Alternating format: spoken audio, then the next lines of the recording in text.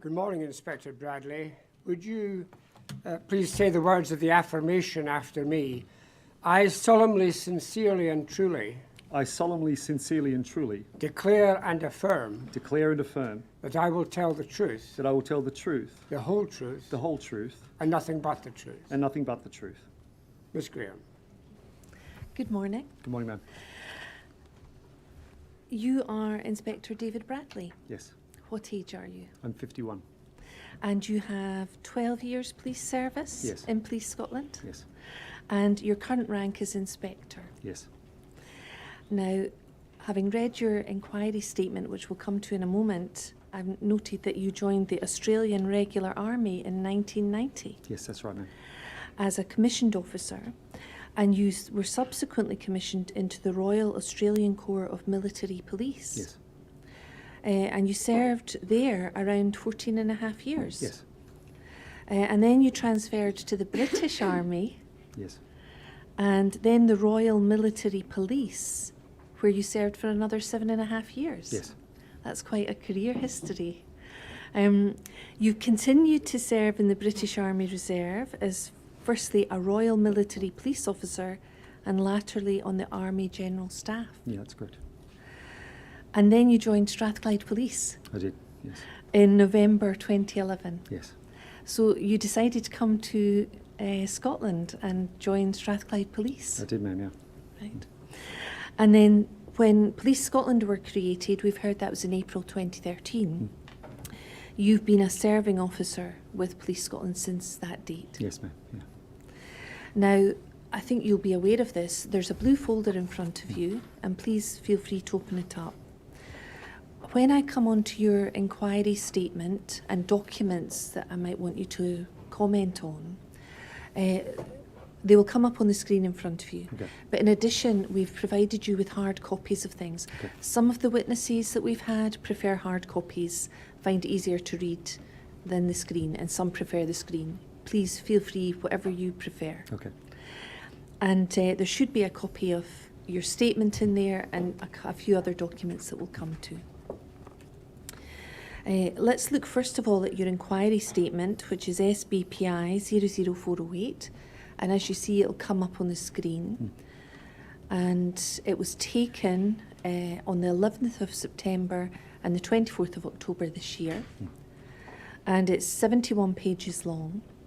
And if we look at the final page, which we'll just move to now, we can see that you signed it on the 15th of November this year. yes, ma'am. Now, on the screen, the copy we have has your signature redacted, but the copy you have in the folder probably has your signature on it. But just for my purposes, can you confirm that you signed every page of that statement? Yes, I did. Thank you. And then if we look at the last paragraph, 207, which we have on the screen, it says, I believe the facts stated in this witness statement are true. I understand that this statement may form part of the evidence before the inquiry and be published on the inquiry's website. And you knew that when you signed I it. did, ma'am. So you're aware that the chair will now have your statement in its entirety. You can consider that. But also it'll be going on the website Yes. once you've completed your evidence. And then others who have an interest can look at it as well. Yep. Thank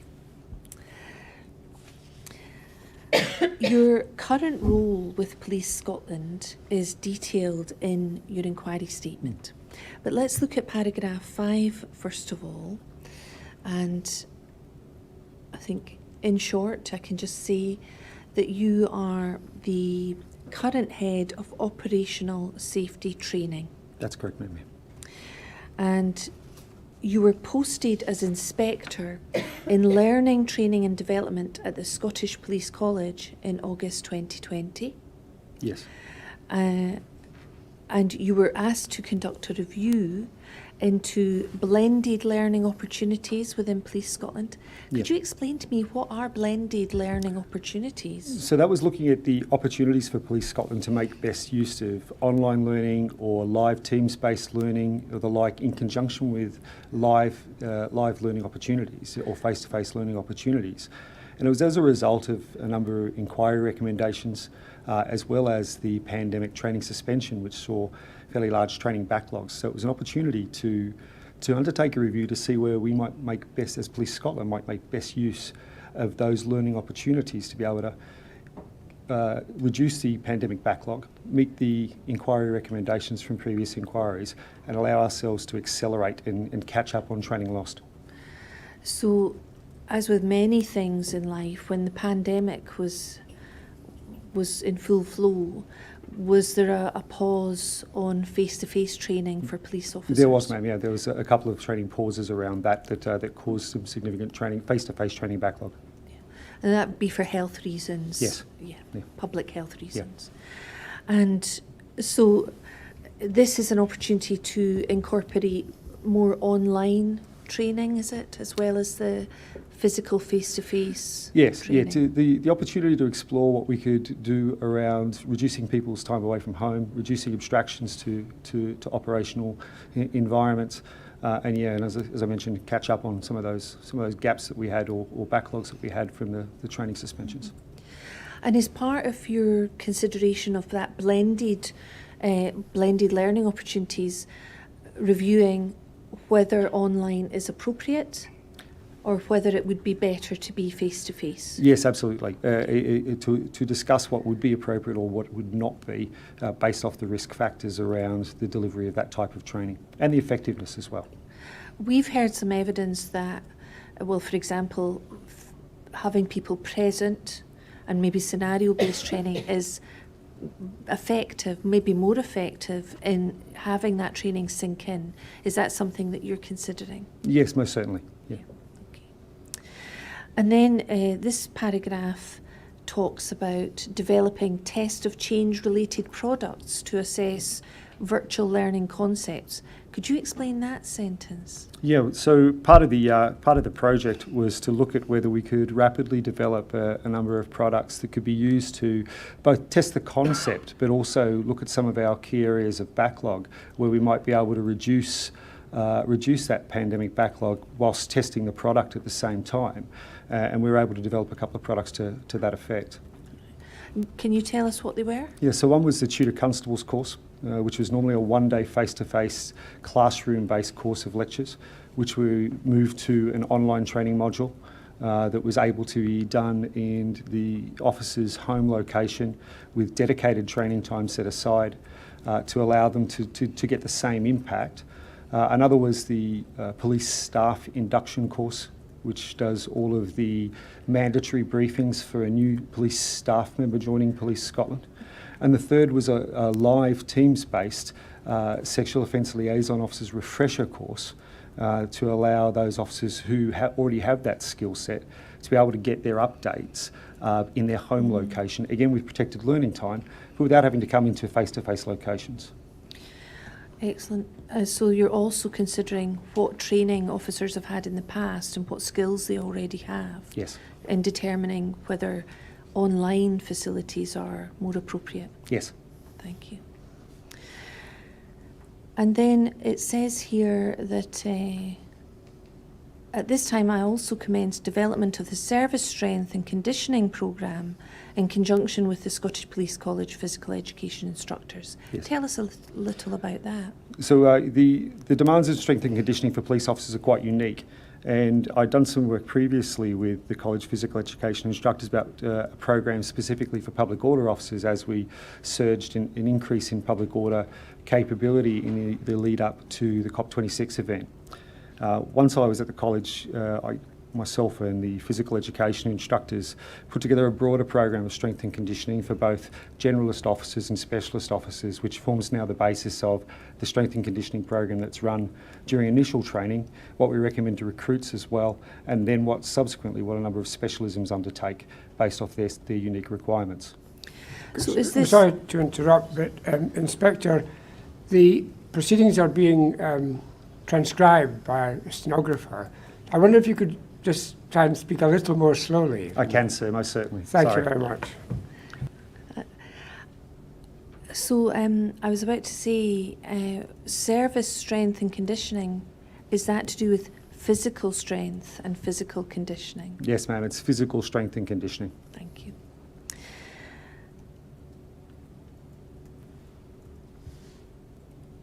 If we look at paragraph 6, of your inquiry statement, you then say, I then moved to a role as a temporary Chief Inspector as Head of Operational Training, based at the SPAC, that's Scottish Police College, that's at Tullyallen, is it? Yes. In November 2020.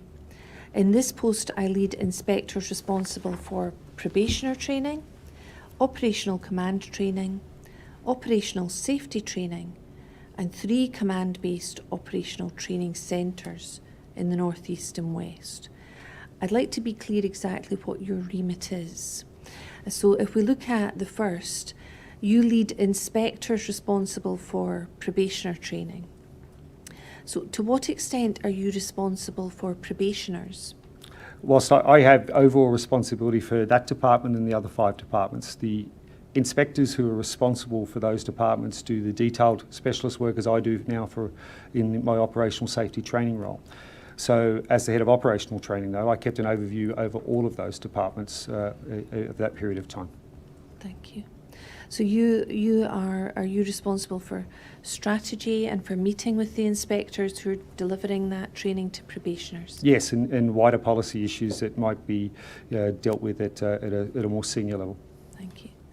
And then operational command training, is that for senior officers? No, that's for junior officers, sergeants and inspector, specifically dealing with police incident officer training. Right. Tell us a little about police incident officer training. Police incident officer training is the 1-week training course that a newly promoted sergeant or inspector who's not had the opportunity would undertake to qualify them to run incidents of a nature that requires that sort of level of supervisory responsibility. It's now a course that is tested and assessed, and a qualification awarded at the end of it once they've completed some in-service reflective work and operational work as well. Now we've heard something of this already. If someone has undergone police officer incident training, is that the name that will be given for that training on their scope record? Yeah, from recollection now, it will be operational command course, and that will go on their scope record as a qualification once they've met the certification requirements. Do you know what it used to be called? I'd only be recalling off my own scope record. It would be on my scope record. I think it was police incident officer training. And do you remember when that changed? No, I don't. And you mentioned if someone was becoming an acting sergeant, how soon nowadays would you expect that person to undergo this police officer incident training? Normally, the training will only be undertaken once they have been promoted into the ranks substantively.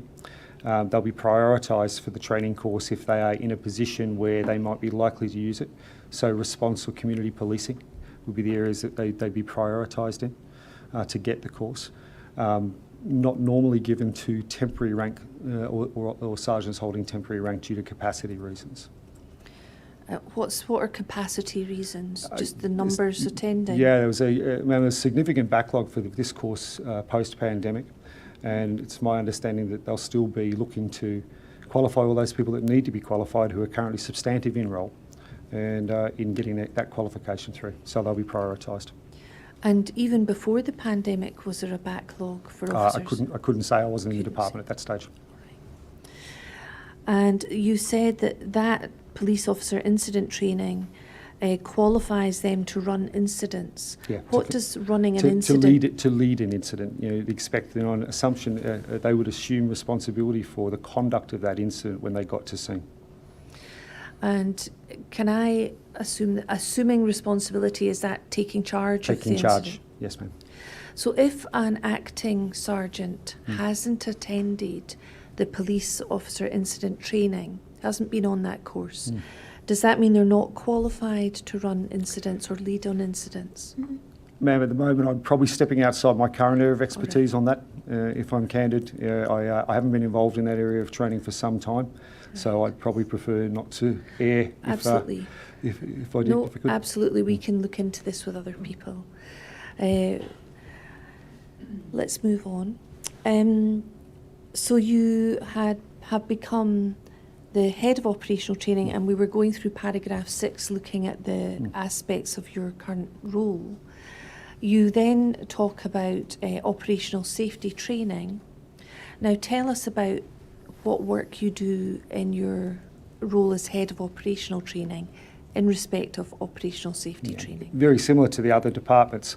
I'll keep an overview of the current issues in operational safety training, provide advice, policy advice, and to my seniors, my senior officers in both learning, training and development and wider, and keep close contact with the inspector whose role it was to have to do the detailed work around training delivery and development in operational safety training, the role I'm in now.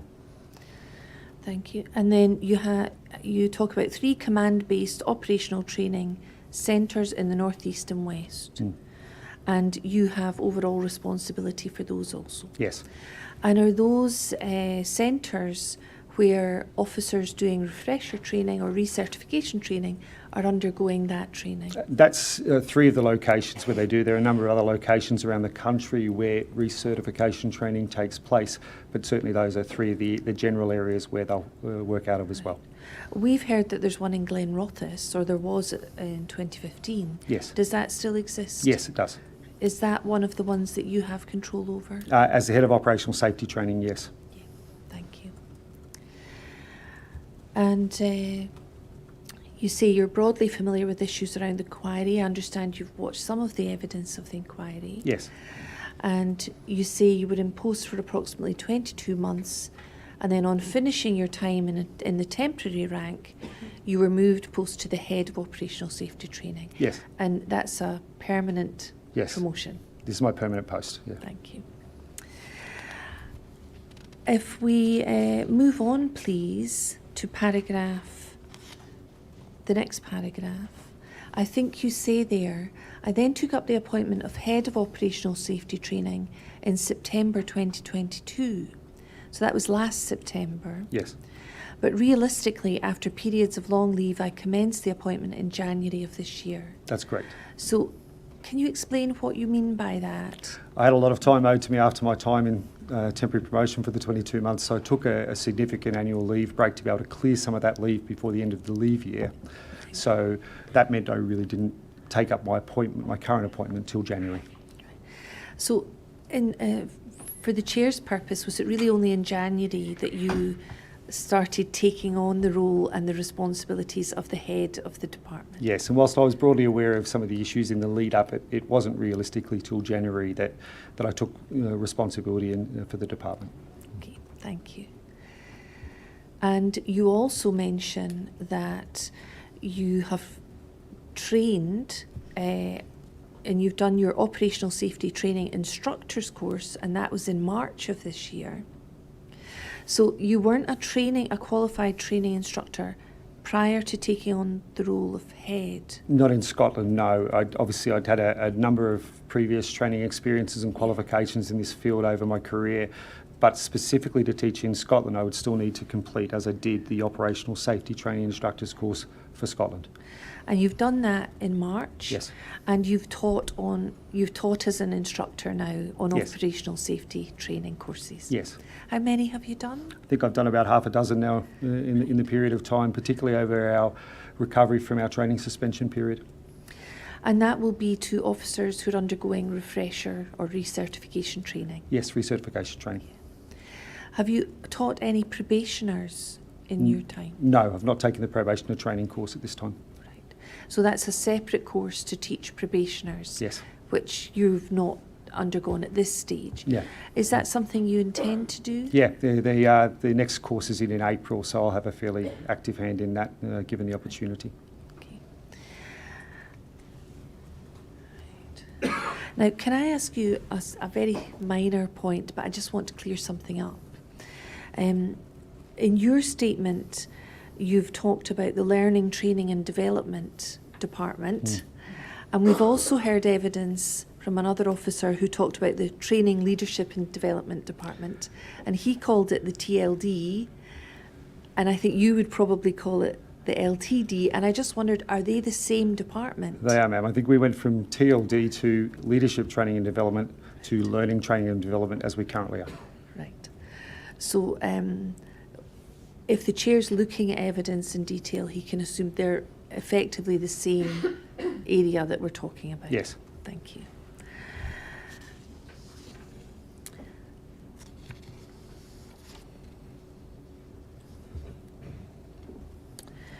Can I ask you, you've already mentioned briefly about your prior experience in training.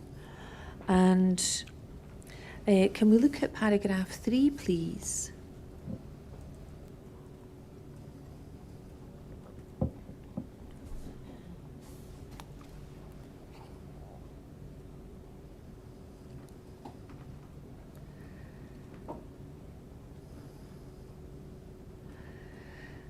So in fact, you've said that your first physical skills qualification in terms of training and physical skills was in 1997.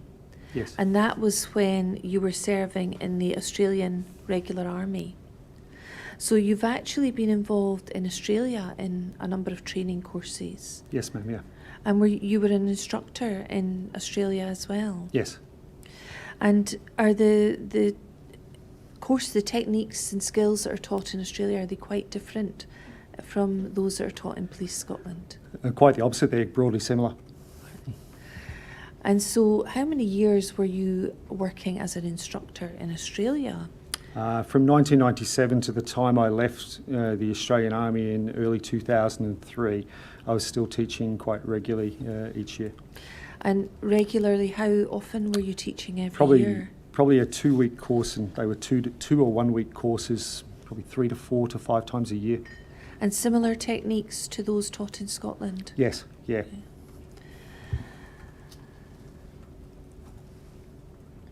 You mention here a qualification called the Force Science Institute of Realistic De-Escalation, and you were an instructor in that. That's the second sort of bullet point there. Yeah, I have an instructor qualification. It's one of my most recent qualifications. Force Science Institute's an American institute that does peer-based research on use of force with the purpose of trying to improve operational safety or officer safety. And I recently qualified online as a realistic de-escalation instructor. And when did you get that qualification? About, I'm going to say 6 weeks ago, I completed that training. You didn't have to go to America to do it? No, fortunately, it was a great example of blended learning where I could do the work online and then work with American colleagues for debriefs and the like live. Tell us a little bit about, I'm going to be asking you more questions in the future about de-escalation, but tell us a little bit about that course. The course is a fairly unique course, I think, in that it uses peer-based research to be able to establish the ability or realities around an officer being able to de-escalate a situation depending on the certain factors that are established at the time. I think it's unique in the fact that it does use peer-based research around these issues and looks to draw from that research to draw conclusions and operationalise those conclusions for officers to be able to put into practice. And the purpose of this course is to support individuals who, like myself, are in positions where are developing and delivering training to be able to put that evidence base into practice and to be able to really strongly draw on an evidence base for the conclusions we make around what we were seeking to teach officers. Do you think that you will find that course to be of assistance to you in developing the Police Scotland training offering on de-escalation? Yeah, I do. It certainly won't be the only course we would look to or the only information we receive, but certainly the research base for the course I think gives a strong foundation for us to be able to make solid decisions. I think one of our key goals as we continue to develop our course is to always be able to link back to an evidence base as to why we're looking to do something or why we're looking to insert a certain section of the syllabus or certain content into the syllabus. So I do think it will support that. I think it will. With it being peer-based or evidence-based, will you seek to get that data from Police Scotland officers? Maybe by a questionnaire or something? Most of it was academic peer-based research. So we looked to set up, if we were looking to replicate results, we'd look to set up results like that through our academic unit, who has the ability to commission research. In the academic world, as you're probably aware, if you're looking to replicate those results, you do need to have that academic rigour behind them to make it worthwhile. And so if we were looking to replicate results and do similar studies with Police Scotland officers, then we'd probably look to use our academic unit to support that. Right. Is that an option that could be taken in the future? Yes, yeah. And in terms of the actual training that you received about de-escalation, how effective did you find that online? I found it was all video lectures with the ability to be able to reach through and speak to individuals as well. I found it a particularly decent blended learning subject, actually. Given I've seen a number of these over the years and was involved in a study similar, I found it probably one of the better online learning experiences I've had in this field. As well as the lecture style of video, was there also videos of demonstrations or examples given? Yes, yeah, there was a number of videos that we used for real life incidents and the like to be able to draw the lessons from, as well as data from the peer reviewed research that was relevant. And was that footage recreated by actors in relation to real life incidents, or was it from body-worn cameras? In the most part, it was able to be used by body-worn cameras because of the wide prevalence of body-worn footage in the US. Did you find that we've heard evidence that seeing demonstrations, video footage is an effective way of training officers? Did you find, in your personal experience of watching videos in this de-escalation course, quite effective? Yeah, I think that's part of it, Mel. I think the second part of that is effective debriefing around it and being able to make sure we can draw very clear and distinct lessons from what we're seeing. I think the video alone is perhaps not as effective as accompanied with really good, solid debriefing and explanation. And by debriefing, can I assume that's a sort of analysis of what happened, what could have been done better, what went wrong, that type of thing? Yeah, exactly. Being able to draw out those lessons quite clearly for officers who perhaps don't have that depth of expertise in the subject area from instructors who can effectively break down a debrief. Right. And was that assessed and marked? Yes. I had to do a video talkback to be assessed and marked, and 2 online exams. Right. So.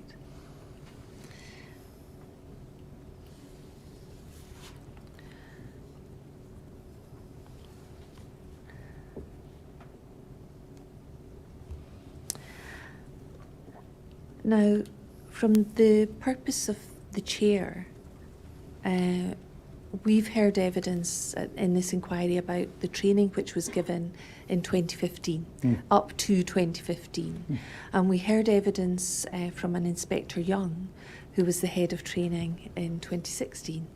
And he talked about the 2013 manual and the training that was given up to May 2015. Now, the chair is also interested in looking at current officer safety training, and he will also be looking at making recommendations in the future. And so I'd like to ask you some questions about the current training. Sure. Now, first of all, I'd like to make sure we're talking about the same documents. We have heard evidence that the current manual is, sometimes it's called the 2016 manual and sometimes it's called the 2017 manual. For my purposes today, I think if we look at paragraph 39 of your inquiry statement, we see that you have also said at the bottom of that page, that's fine. Whilst I can't comment as to what occurred before I assumed my appointment as head of department with surety, that's probably correct because, again, the whole manual's not been revised since 2017-2018. Now, can we look at, just at the top of that, you were talking about Dr. Stevenson, and you were talking about his manual, and you talked about the OST training manual that was version 1.2, dated 2017. Now, I'd like you to look at some hard copies. Now, for those behind me, it's taken from a document called COPFS 00177, which is the entire manual. We'll be going through the individual modules today. It's the initial pages from that, and I think there should be a hard copy in your folder. And this is really just to make sure we're talking about the same document. So you'll see on the front page of the hard copy that there's a foreword, and Yes. then the second page is the cover sheet, Operational Safety Training Course Manual. And then page 3, it's copyrighted Police Scotland 2016. It says that at the top. Page 3, it says copyright. So I'm just struggling to find that one. I've got a version that says version 1.2 October 2017. Oh, sorry, I see that. Yeah, I see that. See at the very Yeah. top of that, Thanks. it says copyrighted Yeah. 2016. But then at the bottom, it says version 1.2 October 2017. Yep. So just for the chair's understanding, this is the manual from 2016, copyrighted 2016, but this version, which is the current version, is dated October 2017. Right. But they're the same manual. Yes. Right.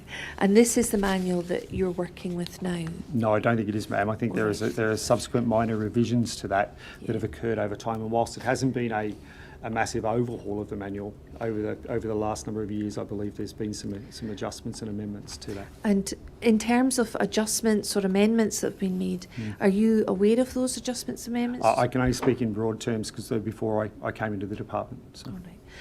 So if there's anything as we go through this manual where you feel, oh, I think that's changed or training's changed, I'd appreciate it if you'd let us know. Certainly. Well, we'll work from this manual at the moment. Yep.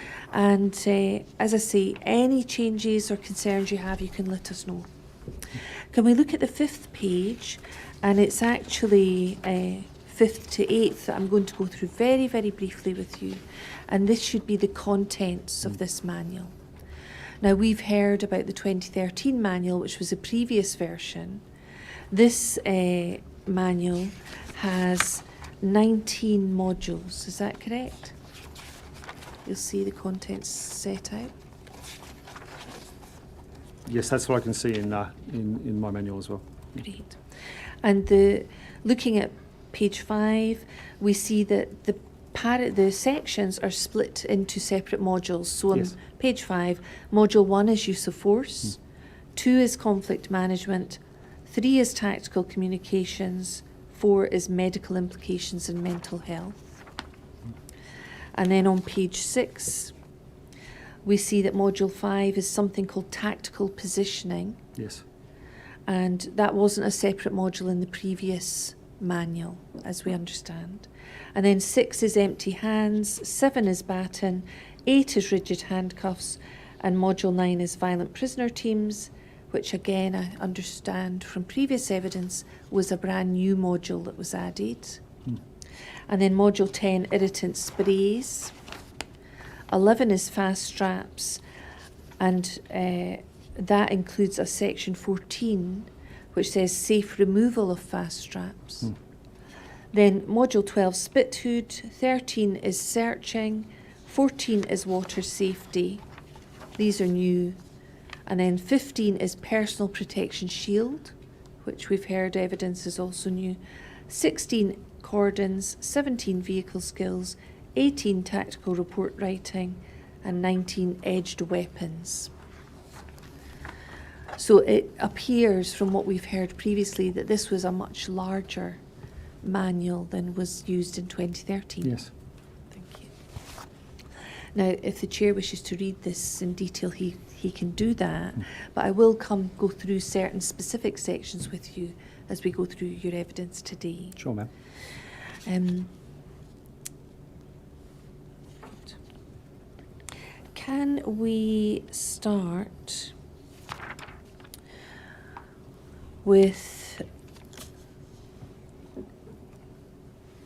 first of all, looking briefly at paragraph 10 of your inquiry statement?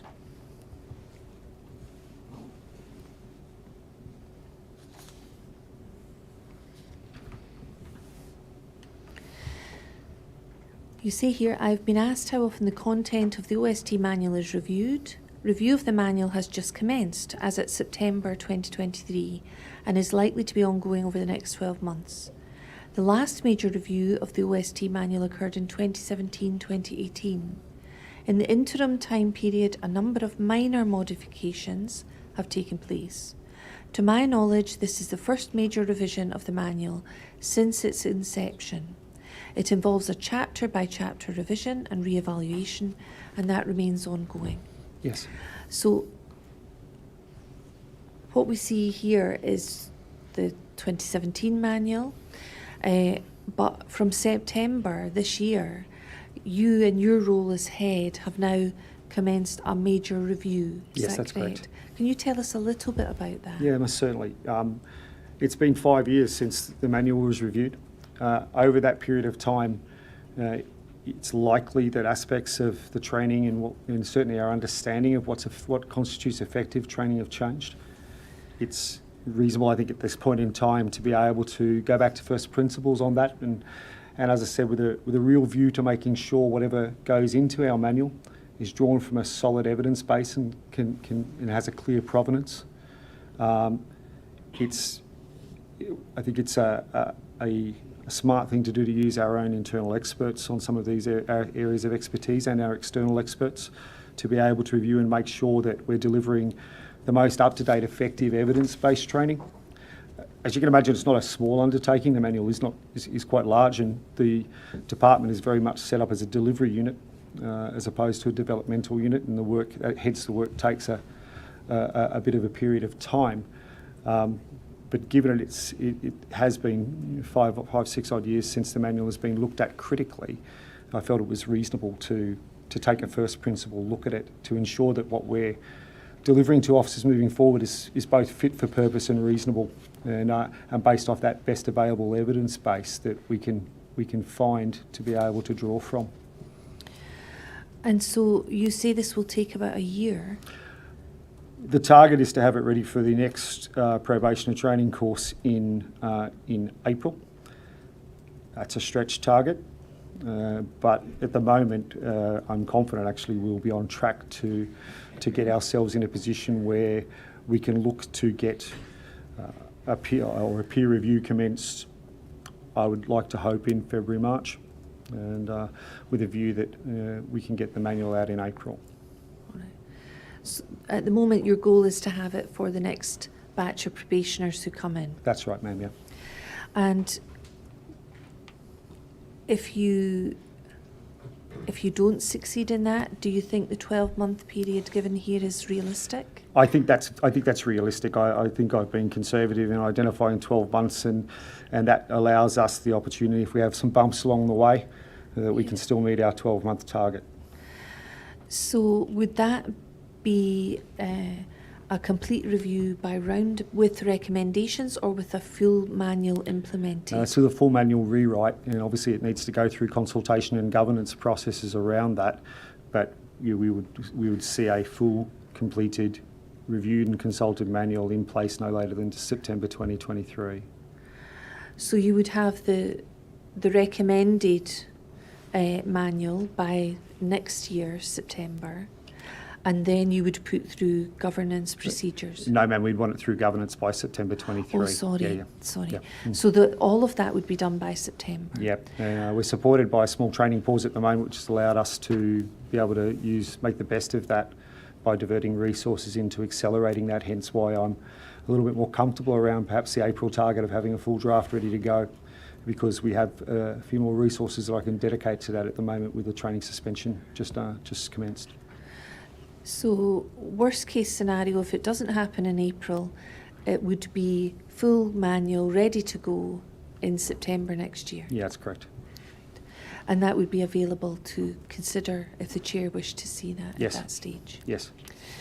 And that review, well, by September next year, that would cover all of the topics that you intend to review, which is root and branch from what you're saying? Yeah, that's correct, ma'am.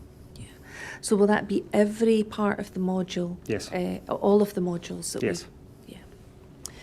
And it would be up to date at that stage on Yes. all the training that you're aware of? Yes. Thank you.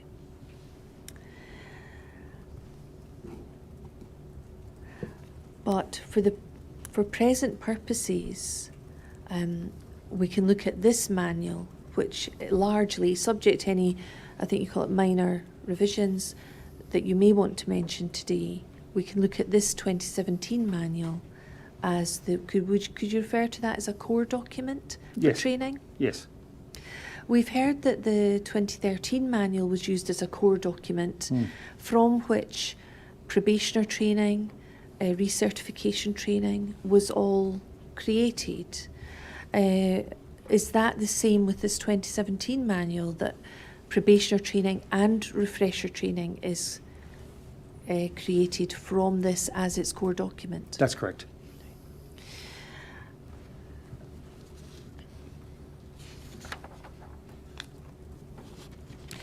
And we heard that with the 2013 manual, that when that came into existence, 1st of September 2013, that all probationers from that date were given a hard copy of that manual. All trainers were given a copy of that manual. But those doing recertification training did not have hard copies. They perhaps did, but it wasn't automatic for all of them, although they did have access to Police Scotland's intranet. Is that the same position for the 2017 manual? Yeah. Have probationers been given copies? That's still the case, ma'am. Probation still receive a hard copy, plus they have access online. Instructors, of course, have a hard copy that they receive during instructor training that they retain. And recertificate officers and staff undertaking recertification have access to the latest version of the manual online. Thank you. And would that be this version that we're looking at here? It'll be the version, the most up-to-date version, The most with some the up-to-date. minor amendments. Yeah. All right, thank you. And in terms of the 2013 manual, we heard that from that manual there were also a number of PowerPoint presentations prepared from. Is that the same with this manual? Have there also been PowerPoint presentations prepared for probationers and recertification officers? Yeah, that's still the case. Right. Are you comfortable that there is consistency across the board between those PowerPoints that are available and this manual here? I'm more comfortable than I was when I first took over the department, because I had one of my sergeants do a review earlier this year to ensure that both the initial training set of theory PowerPoints and the recertification theory PowerPoint were consistent with each other and the manual. I think there was some drift between initial and recertification for a period, and I think that was a result of the fact that prior to this year, the lead physical education instructors who taught operational safety training at the college worked within probationary training and not operational safety training, and we've since moved those officers who are the lead deliverers of operational safety training and initial training into the department with us so they now are led by operational safety training, to increase the consistency and make sure that we move together sort of more in lockstep around that. So, whilst there might be some minor variation now, I'm much more comfortable than I was. And again, I'd expect that once we've completed a complete review of the manual, then what follows from that, of course, is looking at the training materials from that and being able to use that one version of the truth to be able to update and ensure those theory presentations or those PowerPoint presentations and other training material is all consistent. So happier today than you maybe were when you came into the department that there is consistency Yes. between the training the probationers are getting and recertification training? Yes, yeah.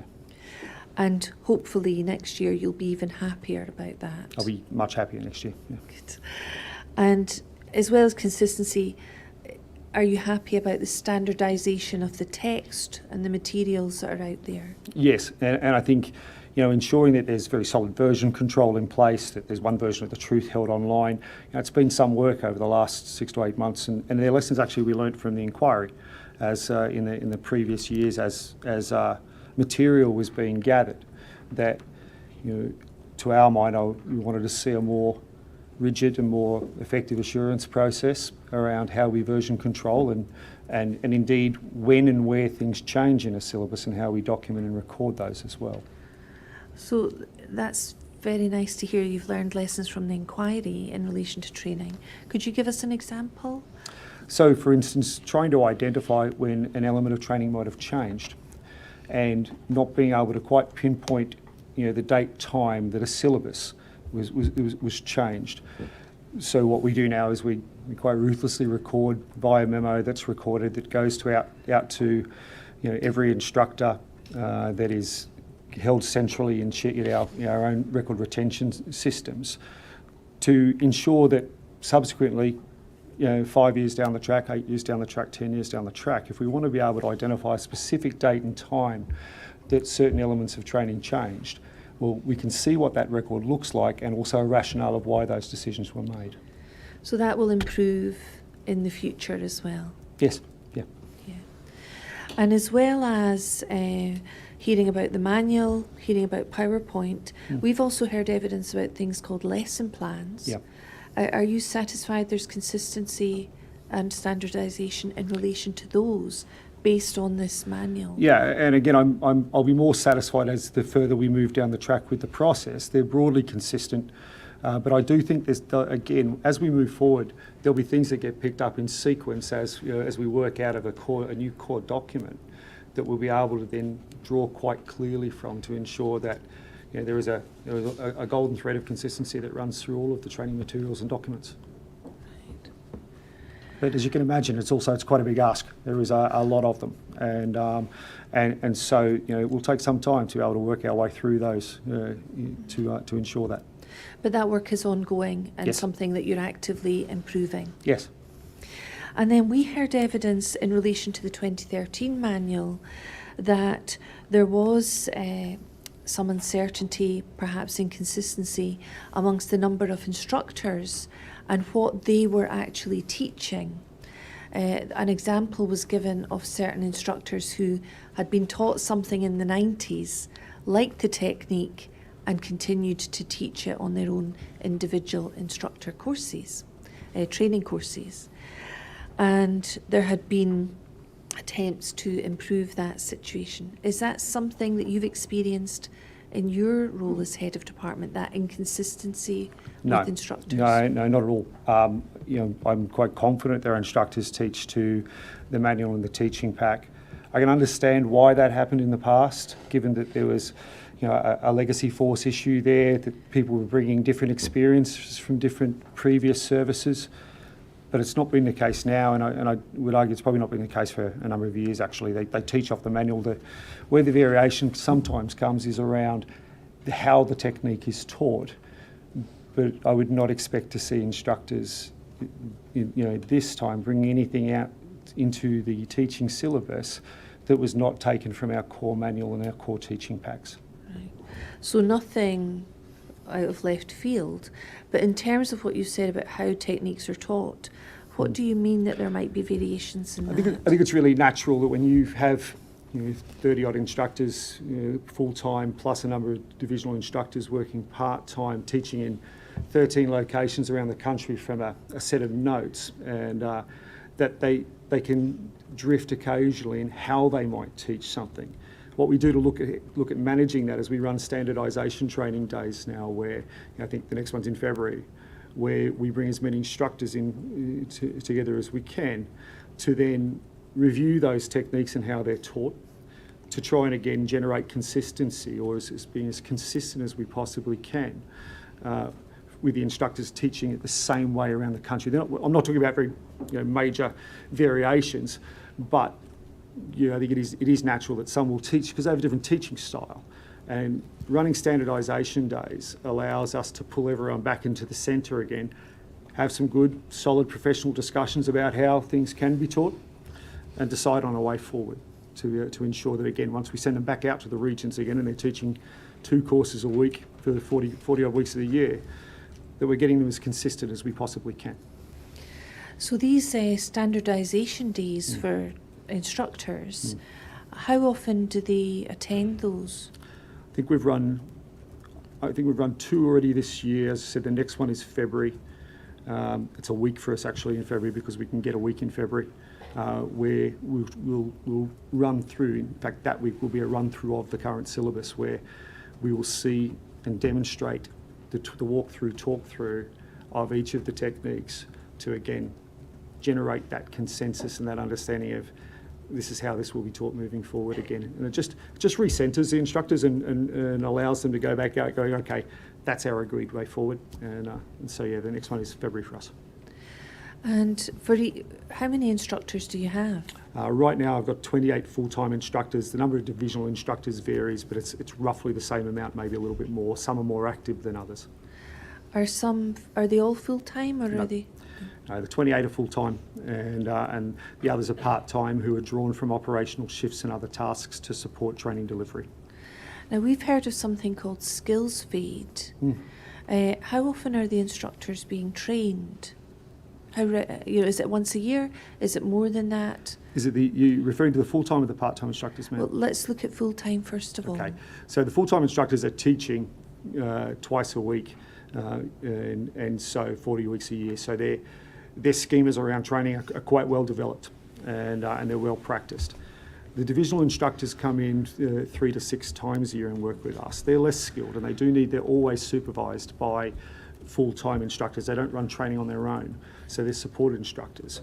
We've run a skills development day, for instance, for divisional instructors early in the year with a view to looking to continue to run more because we recognise the fact that it can be pretty difficult for a divisional instructor who perhaps hasn't taught for 4 months to come in and work with a full-time instructor because there can be concerns about that. But the way we mitigate that is they never teach on their own. They're always with one of the full-time cadre or 2 of the full-time cadre to be able to ensure that they're still teaching effectively and they can still support effectively. So you take account of skills feed, particularly with the part-time instructors, and you mitigate against that Yes, by pairing them with someone who's a full-time instructor. that's correct. Is that an effective mitigation of your concerns? I think it is. I think moving forward we'd still like to do more with the divisional instructors. And as I said, for the first time this year we started to get them together for standardisation days. Some of the resourcing challenges around the service make it challenging for them to be released.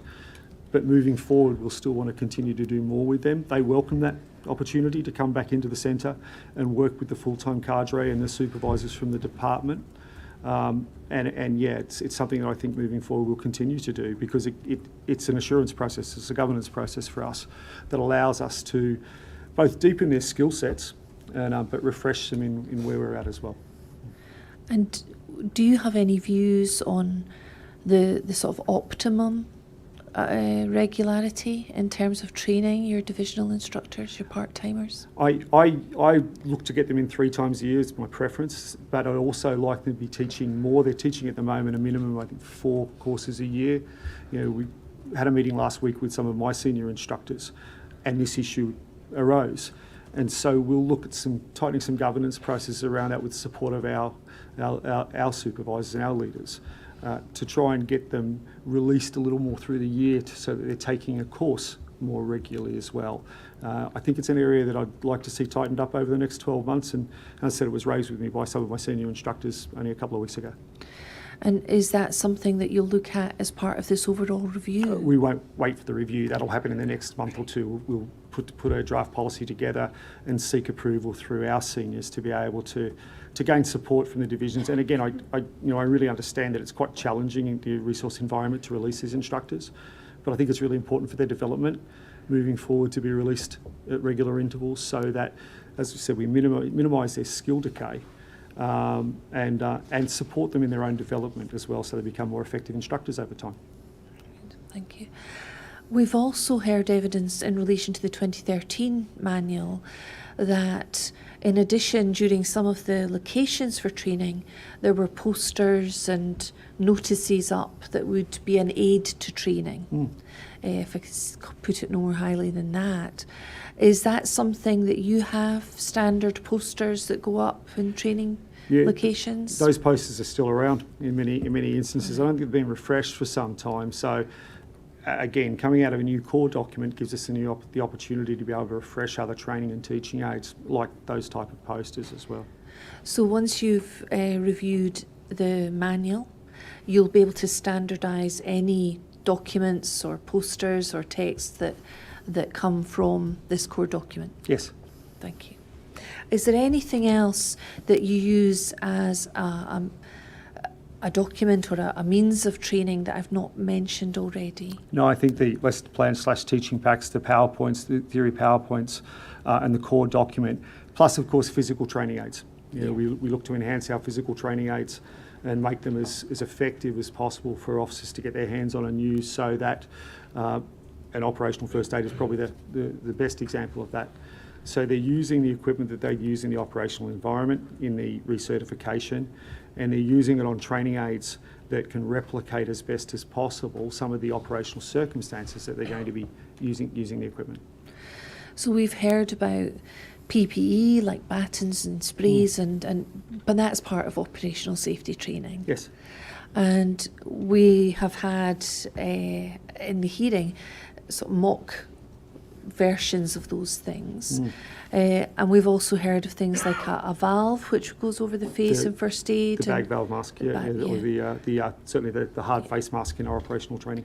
So they'll all be used as part of the training programme that you devise. And then moving forward, things like, and it's going to sound an unusual thing, sections of, for instance, a thigh, a rubberised thigh that allows people to apply tourniquets, wound pack effectively. And the same thing with sleeves that allow officers to apply tourniquets effectively to staunch catastrophic bleeding. We use those in the training environment to increase the fidelity of training and allow officers to practice those in an environment that is more like what they're going to do operationally. That's an interesting phrase, the fidelity of training. What's that? Trying to make it as real as we can, as effective as we can. That's quite resource intensive, but the research does show the greater fidelity we can, or the greater realism we can get in training, the greater we can reflect the operational pressures of training, the more effective it can be. Now, some of the most recent research shows that actually repetitive low fidelity training shows some promise as well, and we'll keep an eye on that. I'm going to have to ask you to say that again, because you said that very quickly. Some of the most recent research is showing that repetitive lower fidelity training can show some promise as well. But in the main, it would be our view that where we can enhance the realism of training as best as possible, once the officers have attained a certain skill base, then that would be our goal, and to get better outcomes, better training outcome. We've heard two things. We've heard that scenario-based training is very effective for people digesting the training. Do you find that? I do. The only thing I would qualify that with is that the officers do have to have a reasonably effective skills base to be able to draw on to apply in that scenario-based environment. If we haven't got the officers to a stage where they can effectively employ a skills base, then the scenario-based training becomes less effective because they've got nothing to draw on. So we still need to ensure that our officers get an effective skills base before we launch them into scenario-based training, because otherwise we're not setting them up for success in that training as well. But by and large, I think scenario-based training shows great promise and continues to show great promise in delivering effective training outcomes. And in terms of the mode of delivery of techniques under this manual, there's some scenario-based training, is that right? Yeah. And will there continue to be, as part of the review, a consideration of the benefits of that training? Most certainly. If anything, the continued opportunity to insert more opportunities for, part or full scenarios to expose officers who, once they've got that baseline of skills to those operational pressures, is something we'll actively seek out. It certainly won't be getting less.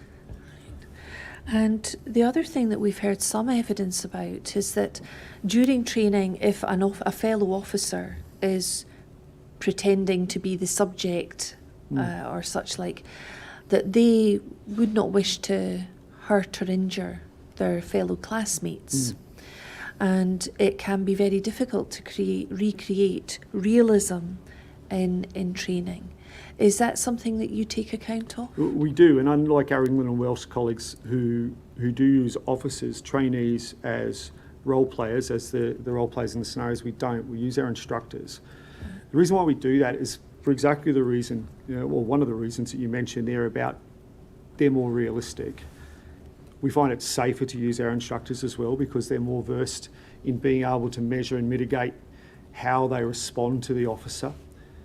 We think that scenario is more controllable as well because the instructor is more likely and able to respond to effective work from the officer or the officers involved. And so we mitigate that issue by using instructor role players for all our scenario-based training. And are there fitness levels for your instructors? No. Police Scotland doesn't run a regular fitness requirement for its serving officers other than specialisms outside of probationary training. Do you have any concerns about whether instructors are sufficiently fit and able to avoid harming themselves if they're trying to recreate realism in the training? No, we're very measured in the way we conduct scenario-based training. And whilst we can never preclude injury in operational safety training because it is by its nature a physical training skill, we do track and monitor injuries quite carefully. And where we were to see, for instance, a potential for injury for an instructor, then we would look to act around that. In fact, we did early in the year where we recognised that a specific role play or scenario could potentially cause injury to the fingers and thumbs of an instructor. And so we removed that from the scenario base on that basis because we were concerned about potential instructor injury.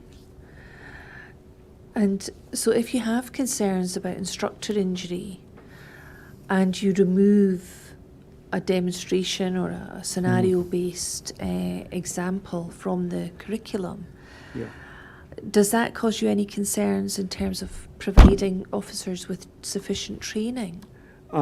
There's always going to be a balance between that, and that was a very, very specific example because of the unique nature of the risks to the instructors. We still do a complete walkthrough of that scenario. We still have officers show that they can apply the technique required. But there's always going to be a balance between how we generate as much realism as possible whilst making sure both the trainees and the instructors are safe whilst we do it. And the use of safety officers, of course, the use of the lead instructor being able to communicate with the role player during the scenario to control the intensity of this scenario is important.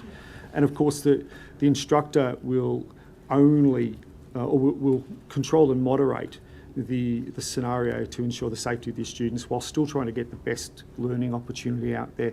You wouldn't expect us, and we would hope that we wouldn't be going 100% levels of resistance for students, because also we're probably not going to generate a great learning opportunity there. Students are under enough pressure when they're engaged in scenario-based training in front of their peers quite often without us having to go to the extent where students or instructors are injured. So if we hear of scenario-based training, there's a range or a level of intensity, if I can put it that way, between the least realistic and the most realistic, even in that scenario-based training. Yes, most certainly, yeah. And the instructors will tend to work to the capability of the students. Right. So for your probationers who are very new to the service and the least experienced, you would imagine, of those students that you teach, they will have less intensive scenario-based training to accommodate a sort of understanding of their lack of skills and experience. Yeah, over that period in initial training, we'd expect them to build up intensity.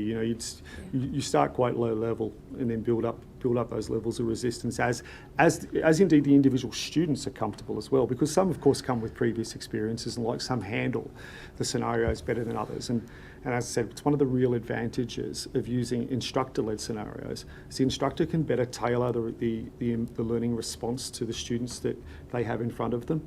And I think that allows us to get a better training outcome when it comes to scenario-based training. So can instructors tailor it both to individuals on the course, if it's one-to-one training, or to the course as a whole? Yes, and I think, you know, ultimately there'll be perhaps 2 to 4 to 6 students involved in any one scenario, and they will receive that tailored response both by the conducting instructor and the role player based off how they're performing in the scenario, because of course we want to make sure the student has a positive training experience as well. You know, instructors aren't there to win out and to assert any dominance over their students. They're there to provide the best learning opportunity. And so whilst, you know, all scenarios might not go well, the student still has to leave with a positive feeling about what they've learnt from that training. To not do that would be, I think, a real challenge. I don't think we'd be getting our job done if we did it that way. And so for the opposite end, very experienced officers with many years of experience on the job, can the instructor again tailor that training, perhaps in intensity, for those students? Yeah, I think within the realms of safe conduct, but again, our instructors are really conscious that it's been 12 months since many of these very experienced officers, despite the fact that, their many years' experience, have engaged in this type of training. So they'll still need to be measured in how they respond to what may appear to be a very senior officer who's spent years in service, but may not have been involved in a physical confrontation or a challenging confrontation like that for many months, or indeed since their previous recertification.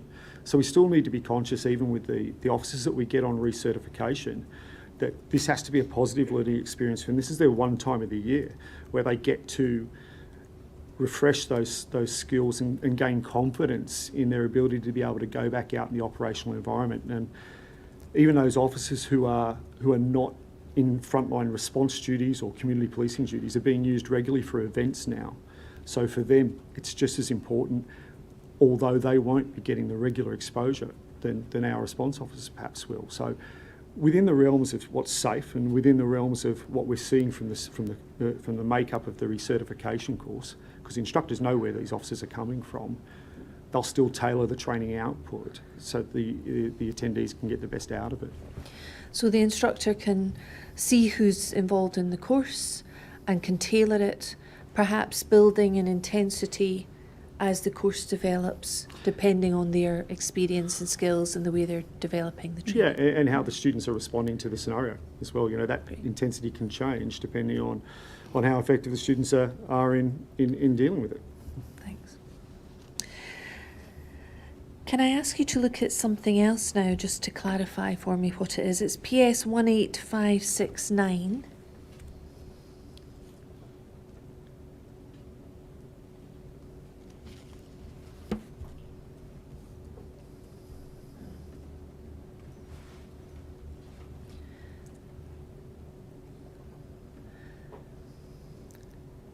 And this is headed up National Operational Safety Training, Teaching Pack, National Recertification 2-day course.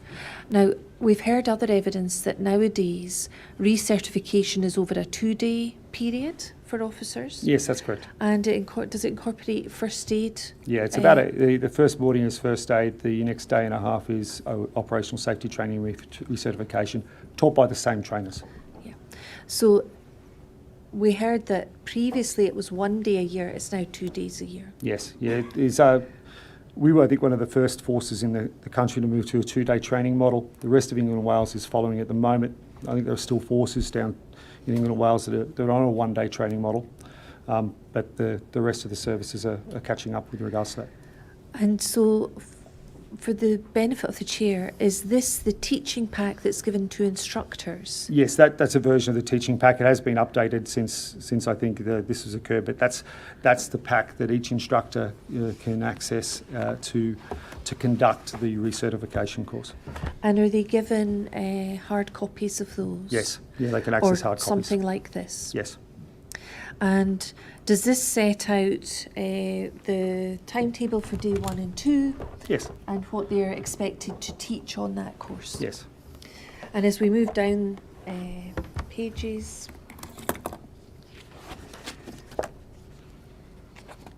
if we could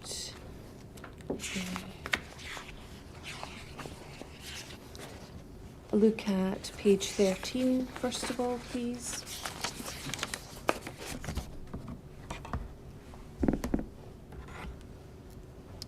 It should be headed up. Teaching methods. Perhaps I'm not on the right. Keep going down. That's it. And it says the recognised teaching method for national initial operational safety training is problem, solution and breakdown. Can you explain that to us, please? Yeah, it's a very simple method that allows the instructors a framework to build on for each technique that they work through. They first present a problem to a student, and that might be a brief explanation of the type of issue or incident that they're facing. They then give a solution to that, and that should involve a demonstration at best speed as possible to generate an interest in the student and generate credibility and buy-in for the student. And then they break down that technique for the student and allow practice of the technique as they move along to allow the student to gain proficiency. Is there only one solution? Generally for the type of physical skills that we're talking about, yes. And the rationale for that is it's not always the case. In times past that there might be 3 or 4 solutions, but when you have only 2 days to train with a student, trying to give them 3 or 4 options for a simple, what is a comparatively simple problem, doesn't allow them the opportunity to practice any of them to a great extent. It's a really good example, actually, of an evolving practice when it comes to operational safety training. I think certainly for ourselves, but wider. It used to be the case that we would talk about giving students a toolbox of techniques to be able to select from. The challenge for that when you only have limited training time is I don't get to practice many of them or any of them very effectively. And so now we would drive towards a model where we do our best to limit the amount of techniques that we want to teach a student and make them as consistent as possible across a broad range of problems to allow them to generate some proficiency in the technique. It's unreasonable, I think, to expect a student, for instance, to be given 3 different solutions to a specific problem, one of which might be 40 problems they get over 2 days, and expect a proficiency to be developed. Right. And then we see that techniques will be practiced by the students in isolation. However, the techniques will be further practiced and enhanced by situational training and consolidation drills. What's situational training? Scenario-based training. It's another term for scenario-based training. Thank you. And consolidation drills? Yeah, consolidation drills are opportunities to be able to put schemas of techniques together or link techniques together to enhance the student retention. So you might put, say, two or three complementary techniques that might logically follow each other together and allow the students to be able to practice those drills in repetition to increase repetitions of training and hopefully increase retention. Right. Instructors will emphasise throughout the training and the realities of operational policing and the challenges faced when dealing with non-compliant persons. We've heard some evidence about non-compliance. And is that something that you provide students with training on now about how to deal with non-compliance? Yes, yeah, I think we've always, in many respects, I think we've always looked to teach students how to manage all aspects of profiled offender behaviour, and I know you've heard evidence of Yes. profiled offender behaviour. And with regards to the realities of operational policing, our instructors are encouraged to use the experiences of the students as well, because of course many of them are experienced operational officers themselves, to be able to enhance those training experiences. We do look to drive towards the realities of operational policing and be open and honest about some of the challenges that officers see and bring that out in the training. Can I ask you, the first line techniques will be practiced in isolation. Do you teach, as part of this course, anything to do with teamwork or working together with colleagues? We do now. The most recent refinement of the operational safety training recertification, which will make its way into the next probationary training module, focuses on team arrest tactics and how officers better work together. I do think in the past, and again, it's not limited to Scotland, it was very much a national UK model. we didn't pay enough attention to how officers can effectively work together. And yet, for the most part, whilst some officers work in isolation, more so down in England and Wales and Scotland, our officers do tend to work together. And so providing them with methods and a scheme to allow them to effectively take control of a subject and work together as a team, we felt was very important moving forward. So we've invested time in developing very simple models of team-based arrest, and had rolled it out over the last 6 weeks initially as effectively the initial part of a refinement program, and so far actually it's getting really positive results from officers. They feel really confident after that training. So that was what the meeting last week was about firming up what that new 2-day recertification model looked like that integrated that. But team-based arrest, multiple officer arrest, I think is really important for officers to be able to understand and apply effectively in the operational environment, because it leads to safer, faster arrest, which is obviously our goal. So did you say there that that's been rolled out over the past 6 weeks? Yeah, we've just undertaken a small refinement of practice, which was authorised through our governance processes, and one of those aspects included was team-based arrest tactics. Right. So how many officers who are doing recertification training have you taught with these new techniques? So I'll have to give you an estimate. We take 18 courses of, say, 180, probably up to a couple of thousand officers now, I'd suggest, have gone through that over the last 6 weeks, perhaps 1,500 odd officers over the last 6 weeks.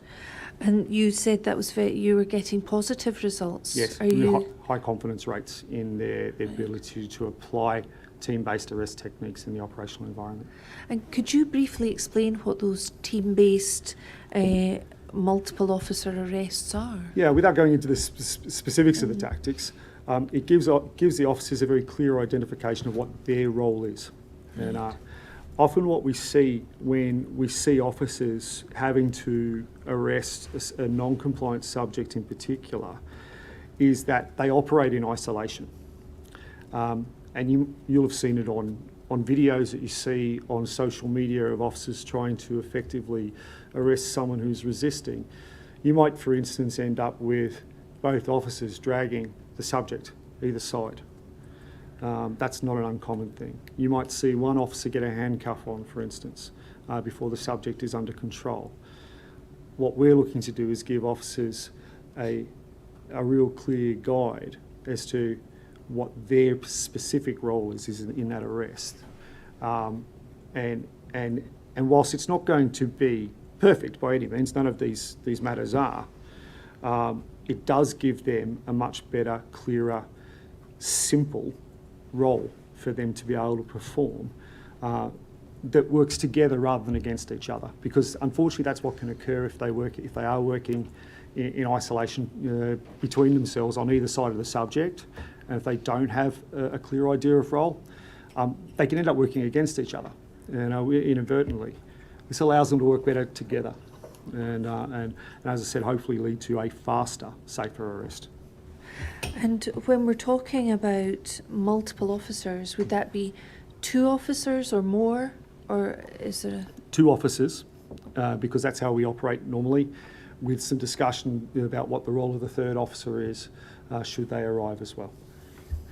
So if a situation arose where it was all units were asked to attend, could your new techniques involve just 2 officers and then evolve if other officers arrive? I wouldn't want to be absolutist about it and say multiple officer arrests will always involve 2 officers. I don't think that's a reasonable position for me to take.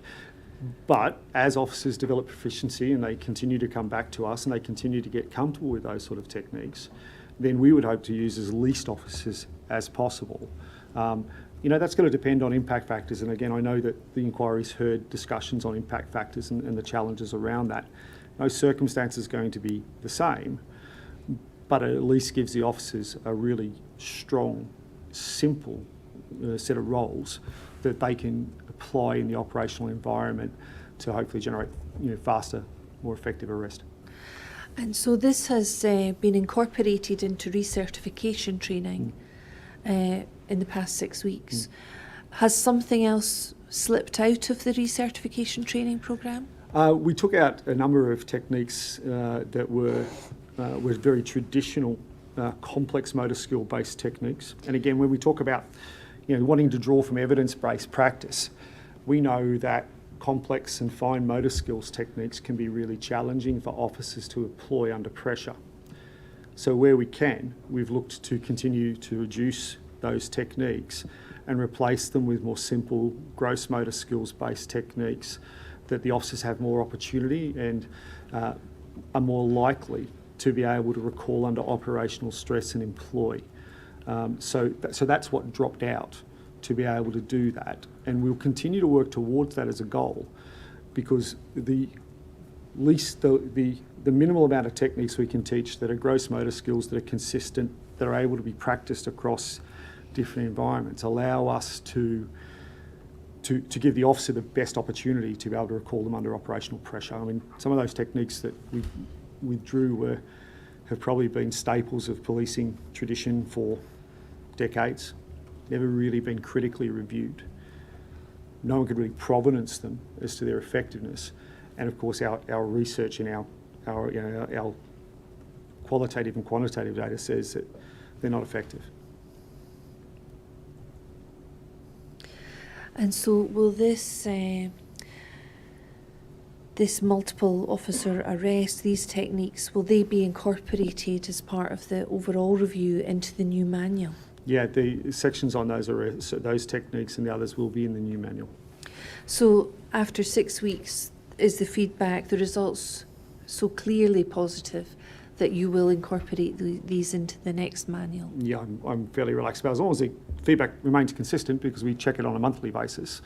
Right. As long as that feedback remains consistent, I'd be content that those techniques will, and those concepts will go into the next manual. And do you get written feedback from students after every course? Yeah, every student gets sent a level 1 feedback, what we call a level 1 evaluation. So straight from the student, initially feedback questionnaire that they can fill out afterwards. That they provide us with feedback on their training experience and their competence levels around whether the training met their expectations, exceeded or greatly exceeded their expectations around both operational first aid and operational safety training. And is there good levels of completion of these feedback forms? Reasonable levels of completion, certainly enough to be representative. So for instance, I think the last one we had over 280 officers complete that feedback. So our quality assurance teams have set up a system that does that allows us to auto-generate reports around that to feed information. And of course, the students can make qualitative comments as well, which we then get to review, as well as the quantitative feedback that they provide. And so this is for recertification. Yes. Will you also consider incorporating that into training for probationers? Most certainly. Level 1 feedback is taken from probationers by our Quality Assurance Department. Operational safety training is one of the areas that's always covered on Level 1 feedback for probationers as well. And so, although this has been a change for recertification, will probationers in the future, next year, be taught these multiple officer arrest techniques? Yeah. Yes, the intent is to have that ready to go for the April course. Great. Thank you. We see reference at the bottom here to Appendix A. There's appendices at the rear of this. Just very briefly, do we see on page 21 of the training materials, we can see the numbers at the bottom right hand side. We're on 13, 16, let's go to 21. And do we see here that this sets out the sort of programme of training in this recertification programme, and it covers things like positional asphyxia, acute behavioural disturbance, head injuries, alcohol intoxication and drug intoxication. Yes. So there's specific reference now to alcohol intoxication, and that covers facilitated discussion and relevant PowerPoint slides used to teach students how to identify and manage alcohol intoxication, and the same again for drug intoxication. Yep. This has obviously been superseded by a new operational first aid delivery model, with a different lesson plan that's much more pragmatic and practical and works our way through the primary survey in a much more pragmatic way, rather than have the students just do effectively a PowerPoint lesson on these issues. So that's, whilst that was relevant at that time, there's a new authorised first aid syllabus that is taught that incorporates those issues. And how does it differ from a PowerPoint? It's much more practical. So the students are on the teaching environment and working their way physically through the primary survey or our key techniques and practices live with the instructors. Again, using those elements of training material, using the first aid kits that they would expect to see in the operational environment, and physically practicing each of the techniques as they move towards them and the like. And you talk about the primary survey. Could you just very quickly recap on that? So the primary survey for us is the model that each officer uses to be able to work their way through from effectively the most serious life-threatening aspects of a casualty that they might encounter, to the point where they can get themselves ready to hand over to ambulance at the time. And so, for instance, they are to check for danger. They are to look for response using the AVPU scale, which I know that the inquiry has heard some evidence of before. They'll shout for help. They'll check for catastrophic bleeding. They'll manage the airway and the breathing at that point in time. And then they'll look to get themselves ready to hand over to ambulance using a standardised model of handover. Right. And if we can look at page 24, do we also see that top of the page, it says tactical positioning materials are contained within module 5 of the current OST manual. Tactical positioning should be reinforced throughout the course. And then it says contact and cover. Instructors will, and it talks about teaching methods and student. It says no student practice. We've heard some evidence about contact and cover. Is this still very much part of the OST programme? It's actually an aspect of the program that's been reinforced in this last refinement. Tactical positioning and contact and cover are probably one of our primary means of stopping officer assault. Unfortunately, as happens when we're in the operational environment, officers can mistake proximity for control when it comes to subjects and get too close to our subjects. So both contact and cover, the reactionary gap, fighting arc zones and stances, and tactical positioning is something that out of our most recent refinement is being heavily emphasised throughout the course, because we do think it's a methodology that if we can change the culture slightly around how officers view their distancing, then they're less likely to be assaulted or in a better position to be able to react to a change in subject behaviour that might result in their assault. We've heard evidence about something called the reaction gap. Yeah. Is that something that's taught to officers Yes, still it is. today? Yeah. Both probationers and those doing recertification That's correct, training? yeah. We used to teach 3 zones of a reactionary gap. We now teach 2 with a transition zone. We would prefer officers to be either outside of the subject's ability to be able to immediately assault them, or close enough that they can take control. What we don't want the officer doing is standing in a position where they're static at the range, where a subject can actively assault them and they won't have time to react. Right. So again, variations and improvements have been made to the training on contact and cover. Yes, But it still remains an important part. it's a very important part. Very important part of training. I'm conscious of the time. Would that be? Take a 20-minute break now.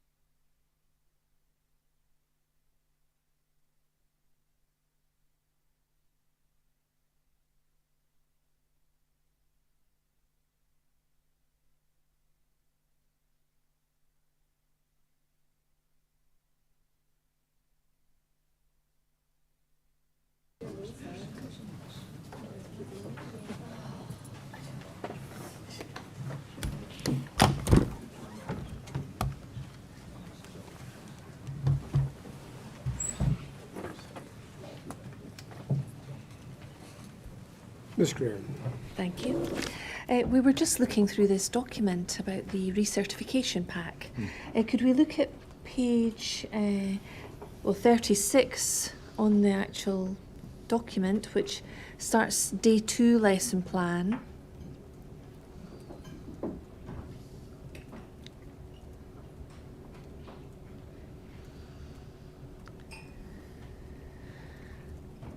You see that day 2 lesson plan, and then we can go on to the next page.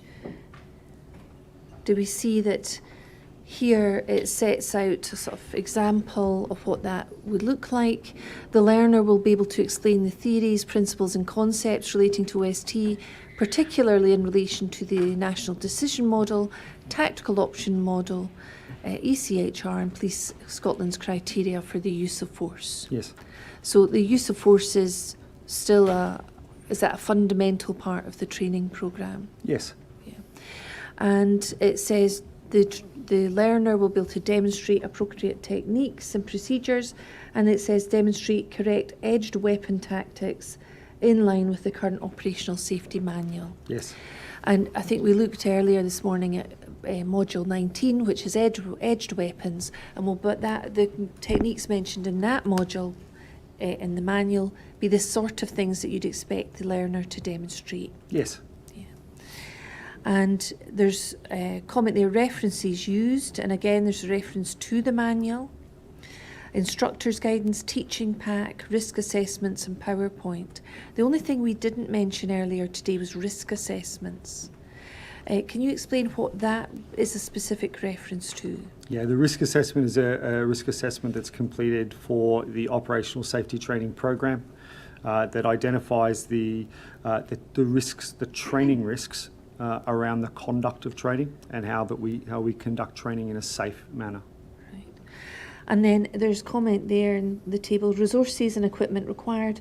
And is this specifying the type of bits of equipment you would expect to be used as part of this exercise? Yes. And then can we move on to page 61 and 62, please?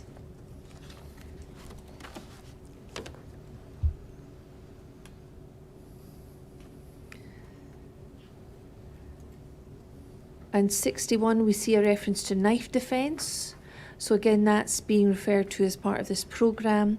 A full breakdown of knife defence is included within module 19 of the current OST manual. That relates to edged weapons. Yes.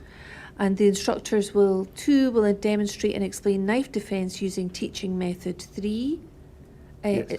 What's that a reference to? Is that a particular technique or a particular method of teaching? It's a particular method of teaching. At the moment, they're broken into teaching methods 1, 2 and 3. 1 is a talk through, 2 is a demonstration and perhaps some student practice, 3 is a much more thorough student practice or engagement. Is this more akin to scenario-based, or is it just simply the method of teaching? No, it's methodology. It's not scenario-based. It's not based, right. And if we can move on to the next page, 62, and do we also see at the top of the page there's 4 bullet points. Looking at the last 2 of those, officers' staff should move towards safety whilst checking their surroundings and giving consideration to other tactical options. And what's expected there of the learner? The learner in this practice is expected to be able to demonstrate their ability to be aware of their surroundings and move away from the subject, and employing, as you can see there, the CUT principles. So we're expecting in that practice to see the student be moving back, aware of their surroundings whilst applying the technique. So withdrawing from the subject, perhaps, Yes. moving away from them, or even disengaging. The ultimate aim is for the student to be able to disengage where practical. In this scenario, realistically, the restrictions around the training environment we're just looking to see them to disengage rather than perhaps move towards the subject. Is there specific training given now on disengagement as a sort of proactive tactical option? It remains one of the tactical options that can be explored. So it's always been a tactical option. Yeah, it should always be a tactical option, disengagement. And then we see a reference to apply the CUT principle. We've heard evidence about this. And what does CUT stand for? So you've got create distance, use cover, transmit, and then select a tactical option. And we've heard that CUT with only one T was a technique that was taught as far back as the 2013 manual, and perhaps before that. Yeah. Is that another sort of fundamental technique that police officers are taught? It's one of the only principles that we can afford them when it comes to the risk around edged weapons. And it's a principles-based approach to enable them to do or to take steps that may protect them when they're faced with spontaneous edged weapon threat. It's a last-ditch principle.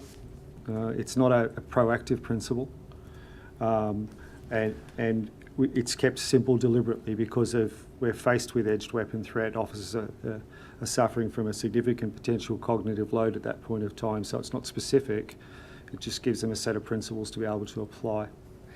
And we've heard that when you talk about a spontaneous threat, this could be used where somebody brandishes or pulls out an edged weapon, a knife, from an area of concealment and perhaps threatens the officer. Yes, with and it. it could be within premises, where the subject is drawn an edged weapon from, or the like, from an area of the house, of course, as well.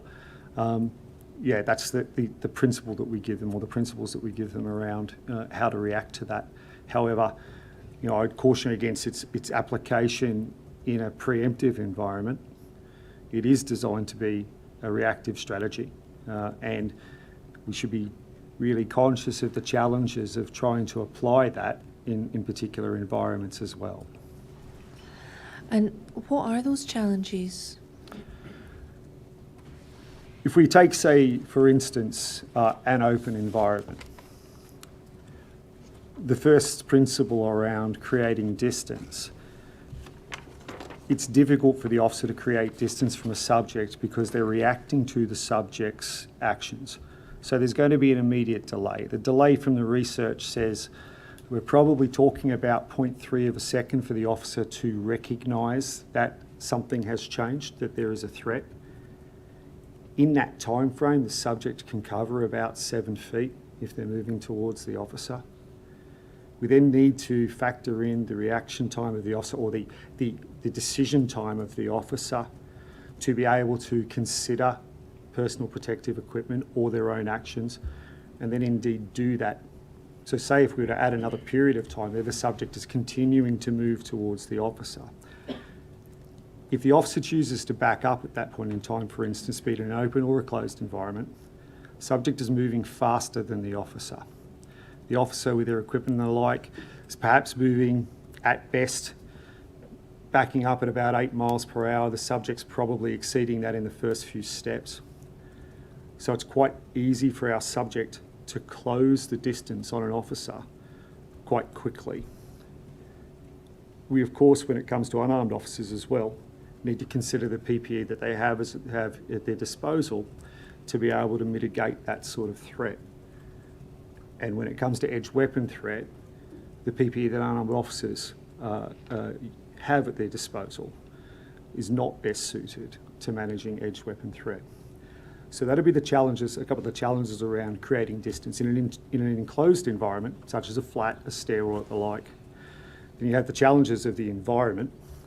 If they're in a flat or a home, they're not familiar with the environment. There's furniture, there's doorways and the like. The subject, of course, is familiar with the environment in many instances. So creating distance is not easy for an officer when faced with spontaneous edged weapon threat. Using cover has some of the same challenges around it. If we think perhaps the concept, probably the most likely concept that comes to mind, standing behind a vehicle. Again, we have those challenges around the subject acting and the officer needing to react. The subject is readily able to close the distance around a vehicle at an unarmed officer, for instance. and the officer is at a disadvantage in needing to react to that and try and move away. As far as transmit, we would expect and hope the officers would be able to transmit that there is an edge weapon threat at scene, and the standard that we discuss is hitting the emergency button, for instance, shouting knife. But we shouldn't be surprised if, when faced with the type of lethal threat that an edged weapon offender, or subject poses to an officer, that they're cognitively overloaded and they don't do it. And that it's not unusual for officers not to necessarily shout that, although we teach it as an opportunity. As far as tactical options go, our tactical options for unarmed officers when it comes to edge weapon threat are limited. They can use empty hand tactics, most certainly, but that is a real high risk tactic because they're at close range with the edge weapon offender. They could perhaps use their baton. Our baton effectiveness rates are roughly 50%, so it's a low effectiveness option. They could use perhaps their irritant spray. Irritant spray effectiveness rates are roughly 80%, but when it comes to an edged weapon offender, it doesn't disable the offender necessarily. The subject can still perhaps press the attack. And of course, they could perhaps look to disengage, and around with some of the challenges that I've outlined there.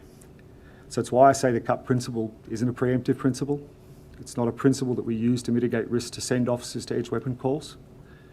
It's a principle that it's a best effort that we can give the officers to try and employ when they're faced with spontaneous edge weapon threat. Thank you. Can we move on, please, to, well, we'll see the appendices start at page 67.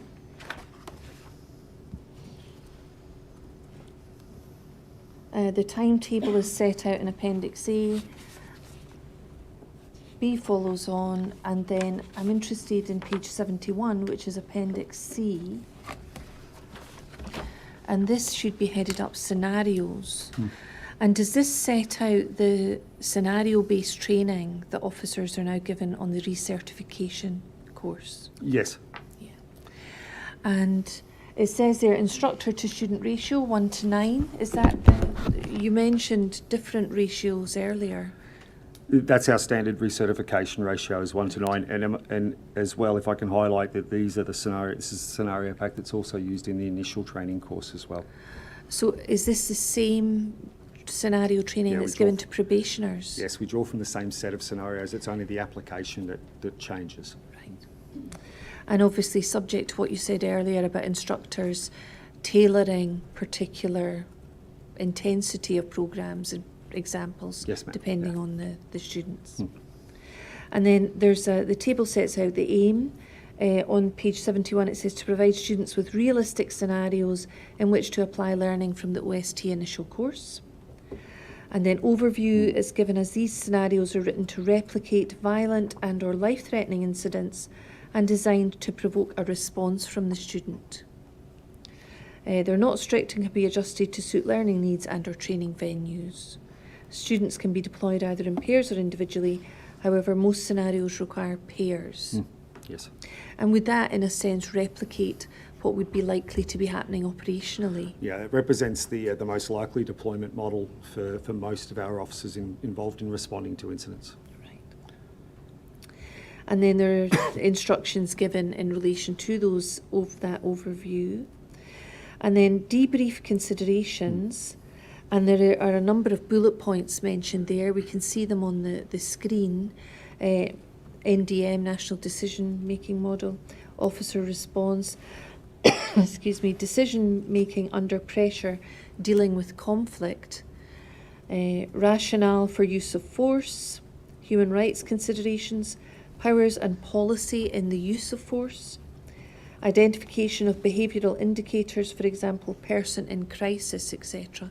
Does that relate to the behaviour of the subject who may be in crisis? Yes. And then identification of positional asphyxia and acute behavioural disturbance, if applicable. Yes. Tactical positioning, which you've just briefly explained. Communication skills, teamwork and cooperation. And you've told us that in the past 6 weeks there's additional training on teamwork. Yeah. Holds and restraints, correct use of PPE, including baton, handcuffs and irritant spray. Would that also include leg restraints? Yes. Fast straps. Contingency plans, public perception issues. What's that? I can't speak to the rationale around that because I obviously didn't write the pack on that. I imagine certainly contingency planning is part of the national decision model anyway. They should have options and contingencies. With regards to public perception, it may generate a discussion, for instance, around what the public might perceive around actions of the offsets at that point in time. Right.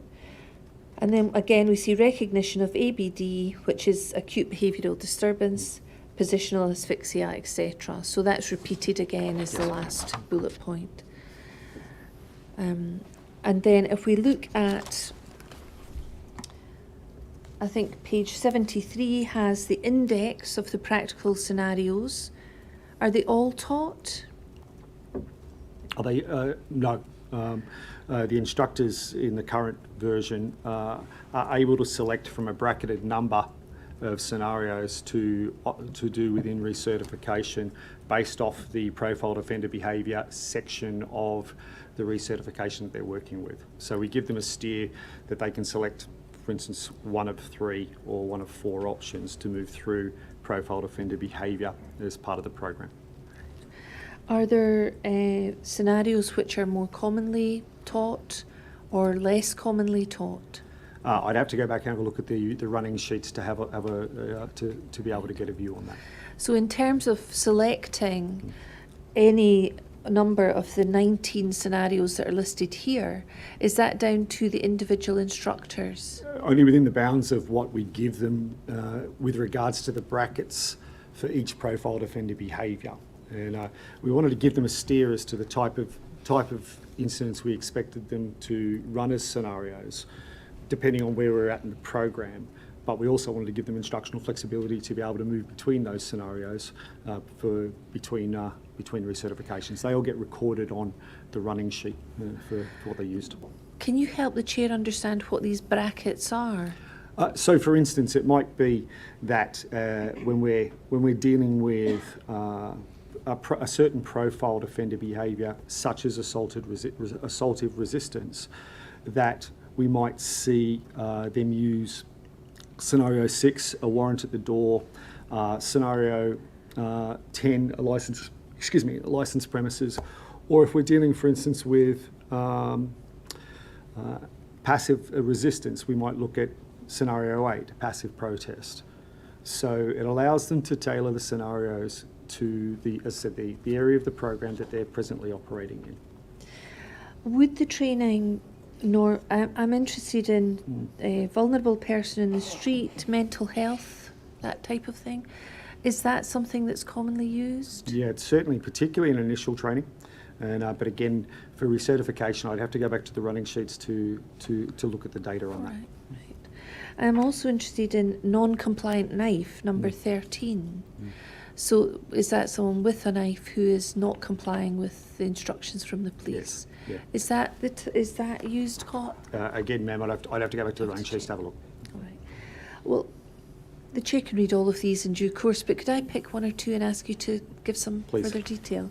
If we look at scenario 1, which is vulnerable person in the street, so the tables for each of these scenarios sets out the type of scenario at the outset and gives it a title. It then gives scenario requirements, and it says 1 role player, officer PPE, fist suit if appropriate. This is Ma'am, on page while you- 74. Yeah, could we move Yeah. to that page if that's okay? Thank you. Yeah, sorry, I just realised that. Thank you. 74, if we move down. There we are. So we're looking at scenario 1. The type is vulnerable person in the street. The requirements are set out. What does it mean, 1 role player, officer PPE, fist suit if appropriate?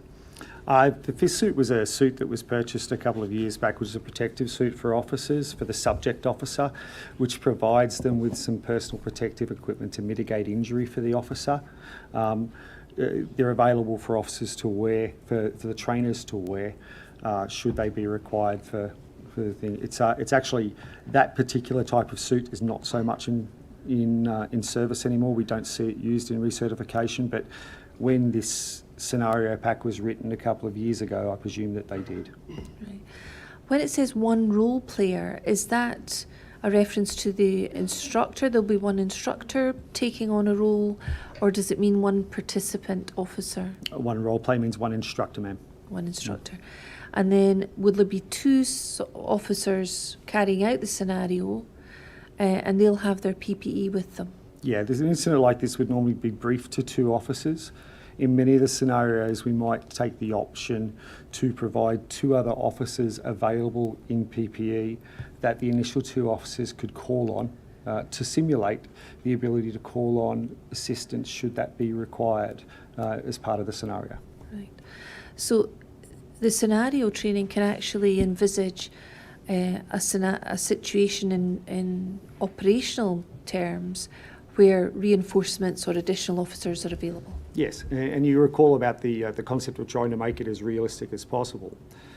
When those scenarios are conducted, there's normally a delay, for instance, between when the two officers who are involved in the scenario would request assistance and that assistance arriving within the scenario to replicate the delay that you would normally get operationally as well.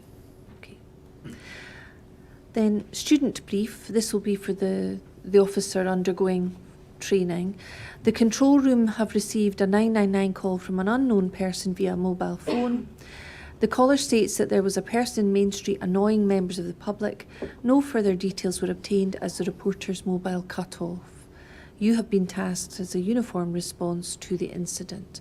So this explains the background of the scenario to the officers or Yes. the probationers. And then role player one, the instructor, his brief or her brief is, you have a developmental difficulty and will display the following behaviour. You have difficulties interpreting both verbal and non-verbal language, like gestures or tone of voice.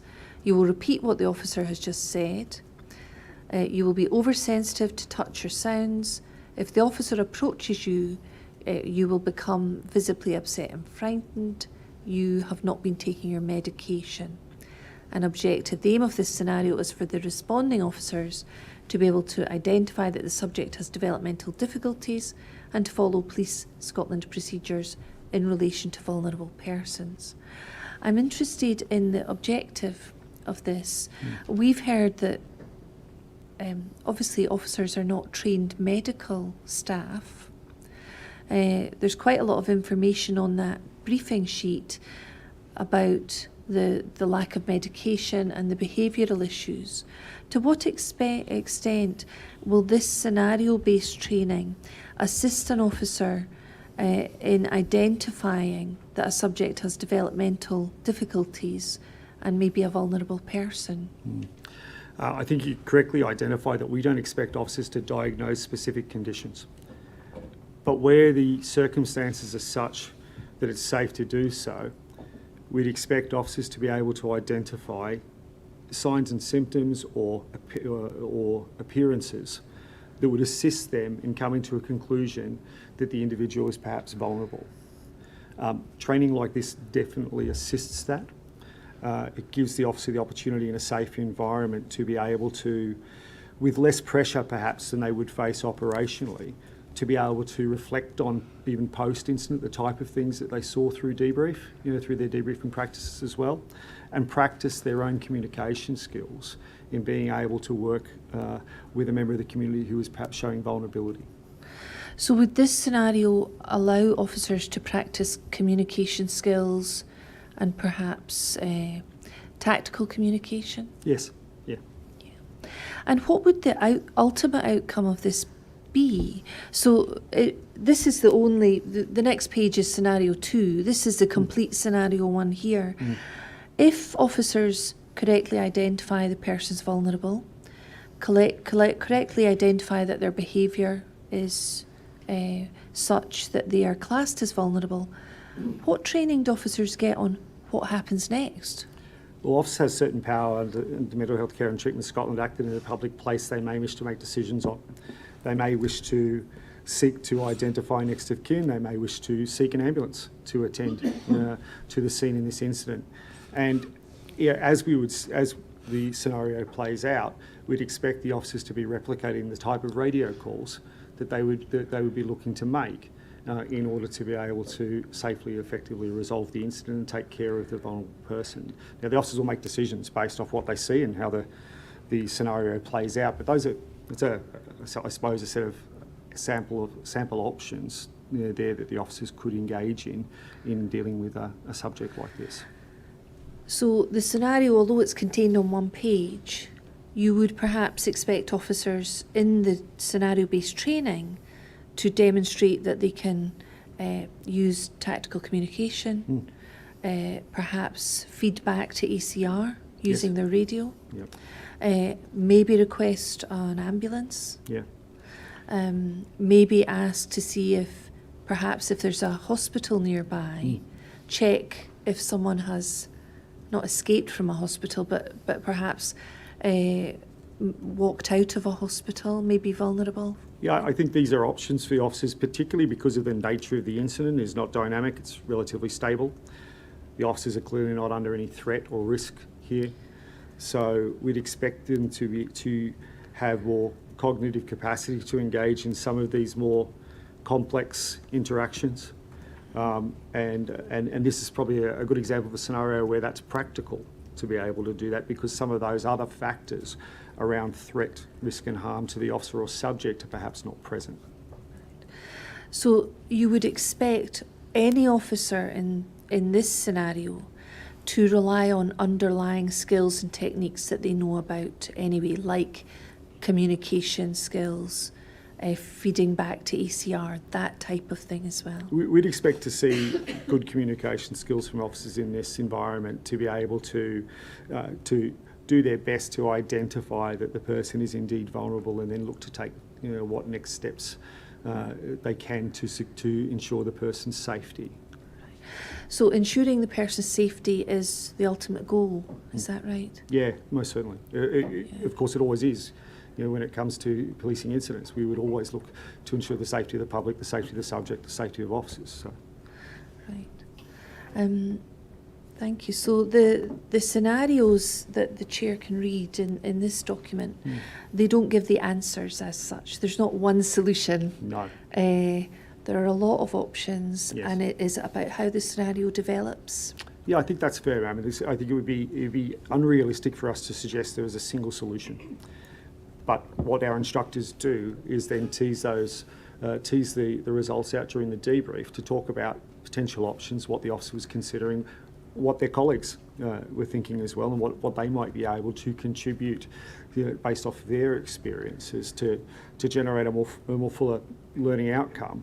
But it would be difficult to generate a single solution for any of these, and we probably wouldn't want to, because no solution is no incident is the same, and the impact factors are different based off different incidents, and the way the officers perform will be different. And so, yeah, I think it's reasonable to suggest there are more than one outcome, and the debriefing is about talking about the effectiveness of that outcome and what can be done better in the future, perhaps. And so after the scenario has been played out, is there then an opportunity to debrief and for all the participants to maybe discuss and say, oh, you could have tried this, or maybe that would have worked better, or that Yeah, there's type of thing? in our current debriefing model, what we look to do is identify individuals from the wider training audience who'll focus on specific aspects of the interaction that you saw, very similar to that list right at the front, and they'll focus on that aspect. That involves them more broadly in the scenario. The officers will, of course, be asked about their thoughts and views. The role player, will provide their views on how the officers managed the incident, as well as the instructor. So we try to take as broad a scope as possible of views, because again, as we said, there are varying operational experiences in the room. We want to make the best of those operational experiences when we're looking at conducting an effective debrief. And how long do those debriefs take place? Is there time given for that, or is it a very short period? There's no time given for it, and they can take a long time, they can take a shorter period of time, but what we'd expect is our instructors to thoroughly cover the aspects of each of those debriefs. Do you find this method of training effective in terms of the officers understanding their options? I do. I find the officers don't particularly like the pressure of necessarily taking part, and I can understand that. But invariably, after they've conducted the scenarios, you get really good feedback from them around how they felt, what they experienced on that, we get a good response from this type of training. Now, can I ask you, if there's been the scenario 1 has been played out and the officers participating did not use tactical communication, they did not feed back to ACR. Say, for example, they went straight to their sprays and the person was restrained to the ground. Can I ask you, how would that be approached in the training environment?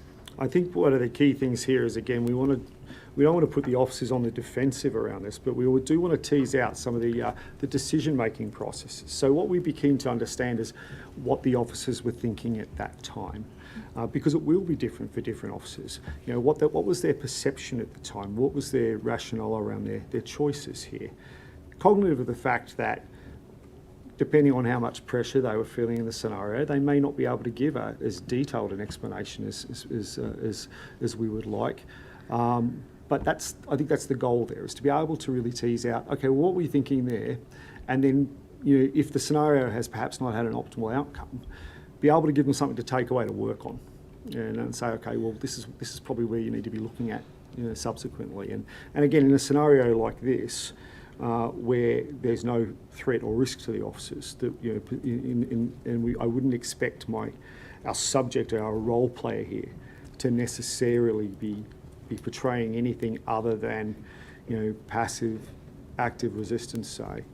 I would be surprised to see officers in this set of circumstances look to PPE, but again, if that happened, then we do need to make sure that we debrief effectively to be able to explore why the officers felt that, because ultimately use of force is an individual justification, and it would be for the officers to be able to look to explain to us why that looked like the right option at the time. Right. So you would, in the training scenario, you would analyse their mindset, what risks they perceived, what threats they perceived, and why they acted in a certain way. Yes. Yeah. And then give them some constructive advice on ways they could maybe do it differently. Yes. Yeah. Okay. Thank you. Could we also look, please, at page 77, which is scenario 4? I think this is, again, in relation to a vulnerable person.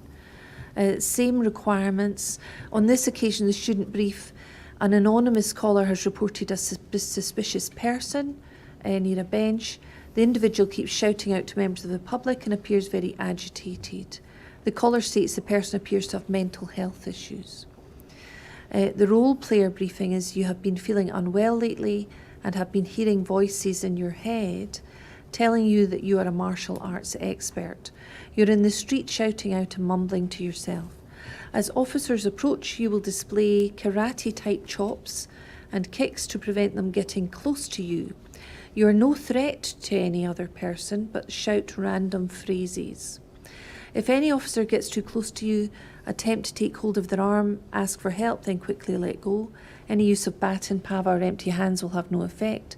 If officers demonstrate effective communication skills, you will become compliant and ask for help. Objective. The aim of this scenario is for the responding officers to be able to identify that the subject has developmental difficulties and to follow Police Scotland procedures in relation to vulnerable persons. So first of all, again, this appears to be a vulnerable person, but slightly more active than the one we looked at in scenario 1. You mentioned about behaviour a moment ago, and you said it would be passive or active resistance. Well, how would you describe this sort of behaviour, which seems to be at a slightly different level from scenario 1? Yeah, I think it's reasonable to suggest if the subject is karate chopping or kicking towards the officer, irrespective of the rationale behind it, the officers are at risk if they get close and are kicked or punched or chopped. So, you're looking between active resistance and assaultive resistance, because the challenge, of course, is that irrespective of the rationale or reason behind the strikes, they can still cause injury to the officer or the officers. So, this is as you can see, a more challenging scenario to deal with, and I'd expect a greater variation, perhaps, in how officers undertaking this scenario would perhaps deal with it based off impact factors and their own perception of risk as well. So, two things there.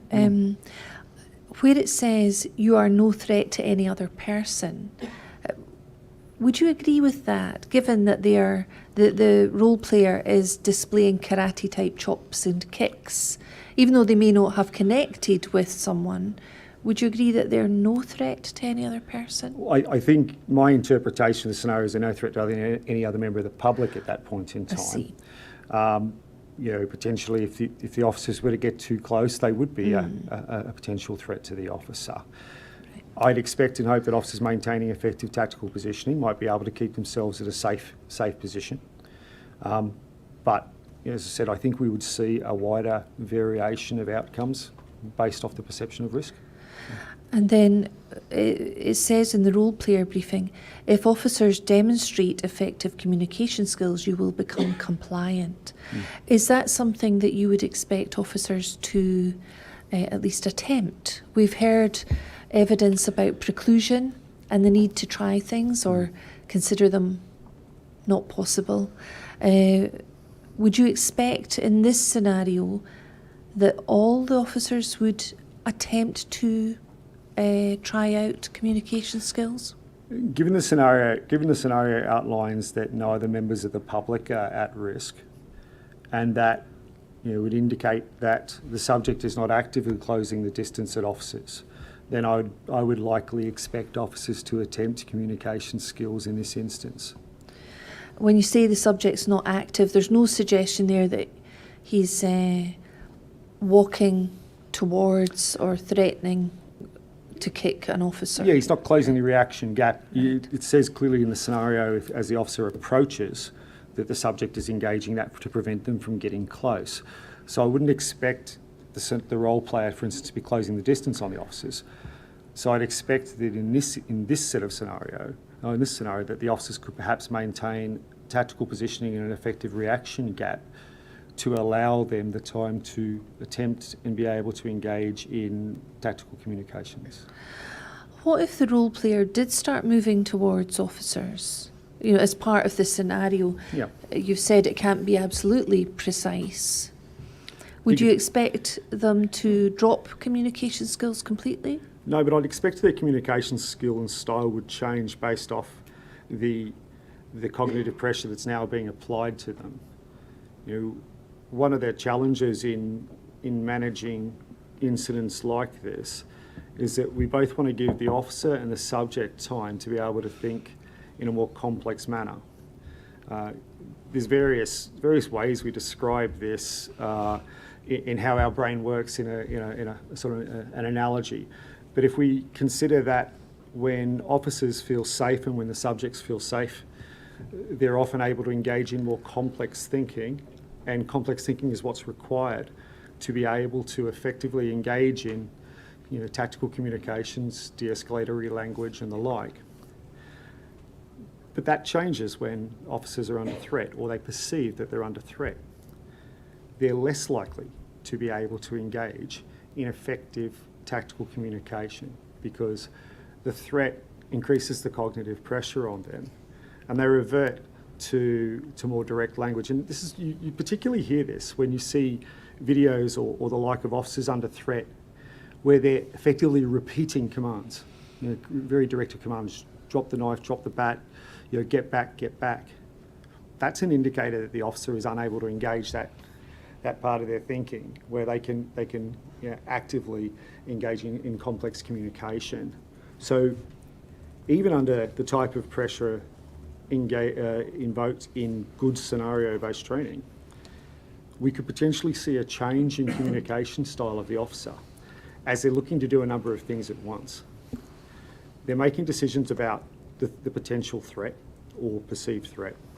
They're making decisions about trying to draw PPE potentially, move out of the way, and they're trying to give verbal commands or verbal direction at the same time. It's not unusual to see officers not be able to engage in more complex thinking and more complex communication once that threat scenario changes. So in terms of scenario 4, would you expect in this scenario, if the role player starts to walk towards the officer, that their cognitive threat or their cognitive load would be to such an extent they wouldn't be able to carry out any communication skills? I don't think you could be as prescriptive as that, because it really depends on the officer's level of comfort in their own skill sets. It depends on their perception of the threat, how they're feeling about the scenario. I don't think you can be as prescriptive. Some will handle it better than others, but it's quite individual. So it depends on the individual. Yes. It might depend on their experience. Yes. It might depend on how much exposure they've had to scenarios like this in their own practice, their Yes. own Yeah, more operational experienced skills. officers who had a lot of experience in this will have schemas that they can draw on, points of reference from previous experience that will allow them to jump to those conclusions automatically. We may hear evidence in the future that in terms of handling stress, that experience and exposure can reduce levels of stress for officers, and it very much depends on the individual. Yeah, I officer. think that's reasonable, and there are other techniques that we can look to introduce to try and reduce operational stress for officers. And the whole purpose of that is to allow them to continue as best as possible to operate in a frame of mind that allows them to engage in complex thinking. Now, that only takes you so far. There will always be circumstances and environments that overwhelm the ability of the officer to think in a more complex manner, particularly when it comes to perception of risk. We are limited by the bounds of human performance on that when it comes to what we expect of an officer. And I do think we need to be honest around what our expectations are, and that's why I say in a scenario like this, you could see a real variation here. And an important debrief point might be around asking the officer what they were thinking at the time, and you might get the reaction, I kind of wasn't, I just drew my baton, because that was the automatic response that they went to based off their perception of the risk. It probably wasn't necessarily a considered decision, although less so in scenario-based training. But certainly when you look at the realities of that, that's the type of response or variation of response that you might get. So for Police Scotland, who are training all of the officers, where you understand some are less experienced than others, and some are maybe brand new members of response teams, and some have been on them for 10 years or 14 years. How are Police Scotland training officers to try and mitigate against the impact of them simply saying, I've forgotten everything I've ever been trained, and I'm just going to do what my instinct tells me to do? Ma'am, I think I think you hit at the heart of the challenge of training and use of force for police officers. There's ways we can do this. We brief them on the impacts of these issues, and even the current manual does that. We can equip them with techniques moving forward around things like how we control breathing, to look to try and keep ourselves in a framework or in a mental framework that allows us to engage in more complex thinking. We can give them techniques such as taking tactical pauses before we enter houses, to give ourselves that chance to put ourselves in the right mental state. We can talk about tactical positioning as we do, because the more distance and time we can give our officers, the more likely it is perhaps they can stay in an appropriate mental framework to be able to do that. We can talk about the challenges and risks of perhaps compressing time and space, and the importance of where we can, because it's not always practical, buying time and space to be able to do that. And so there's some of the aspects, but I would hesitate to say that that's an absolute. There will always be times when officers will need to intervene and react. or when confronted with a certain level of risk, that will become automatic, and they will make decisions that are automatic decisions based off experience and perception of risk. But I think, to answer your question around how we train them, we still need to train to the lowest level of officer who is trained, which is the equivalent of our probationary officer, who's just finished their training, and continue to go back to that, and understand that the experienced officers will be able to perhaps take that training on, or perhaps perform a little better in the operational environment. Not always, but perhaps. But would there be an expectation that a more experienced officer would be able to draw on the skills and techniques and the training that has been given to them over the years? To an extent, however, we have to understand that if we adopt a model as we do, and the rest of the UK is the same, and in fact most of the international policing community is the same, where we're only going to engage and invest in this training once a year, we have to accept that over a period of 12 months, we are going to see a skill decay, both cognitively and physically, in that officer. Now, that can be mitigated by the fact that if that officer, for instance, has engaged in handcuffing regularly, every week, in between recertification periods, then we'd probably expect to see a better performance. But when it comes to the higher end of threat, that's more challenging. Officers don't and aren't always exposed to that. So even our experienced officers, if you put them in a position where they're faced with high threat, that may be beyond their levels of performance, despite the fact that they might have been an officer for 10 years, because they're not regularly exposed to that necessary level of threat, risk and harm. But if they are regularly exposed, we've heard evidence that knife incidents are very common in Scotland. We've heard evidence that officers will respond to a knife incident in Scotland every shift. 3 shifts a day, every day of the week, every week of the year. Right. And even for individuals, they will regularly be attending knife incidents or alleged knife incidents. Yeah. And I think we need to separate between the attendance of a knife incident and being threatened with a knife. 2 very, very different aspects. Now, I worked, for instance, in one of the highest knife crime areas of the country when I was a constable, and I attended a number of knife incidents. But I can count on one hand the amount of times I was exposed to the active blade of a knife, and I know the impact it had on me. I can recall an incident immediately where, I was impacted by the effects of tachypsychia. Everything slowed down for me, auditory exclusion. I couldn't hear my radio, couldn't hear anyone else but my breathing. And that went on for some time. Now, I would class myself as a relatively experienced officer in the attendance of knife incidents, but that didn't make me immune to the impact of such a high threat call when faced with it. So I think it's reasonable to say that attending knife incidents per se is definitely a high pressure environment. But even for experienced officers, we should temper our expectations of performance based off the limitations of what they can physically and cognitively be able to process at the time. So you're talking about a situation where someone brandished a knife at you? Yeah, in fact, it was brandishing a knife at other members of the public. It wasn't even directly at me, but I needed to intervene. So they had a knife visible in their hands, Yes. and was using it in a threatening manner. Yes. And that took your experience to this sort of level of threat where you could just hear yourself breathing. Yeah, the concept is called auditory exclusion, and it's a fairly well documented concept around high threat, high risk incidents, and what it feels like is, everything else is blocked out. You don't hear the radio, you don't hear vehicles, you don't hear colleagues, you don't hear anything but, in my case, my breathing. And I've only experienced it one other time, and that was in an operational environment in Iraq on deployment, and where, again, a similar high threat environment.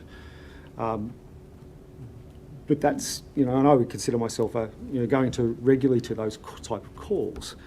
And so even as an experienced officer, these type of effects, you know, can take place, and you know it would be difficult to suggest that in any way we can make officers immune to this.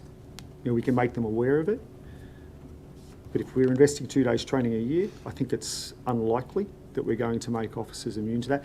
And I contrast that with our armed policing colleagues who train every 5 weeks because it's their job to go to higher risk incidents, and so perhaps are more attuned to that type of environment. But even for them, you know, those type of incidents, they can still suffer or be affected by the effects of cognitive pressures. Can I ask you, you've obviously recognised the impact that that had on you in terms of your physiology or your experience. Is that the sort of thing that an officer would be able to recognise, the impact of seeing that knife being brandished on their own reaction time and their own ability They're absolutely not going to recognise it at the time. On reflection, Right. they can recognise that. But we also have to educate them on it.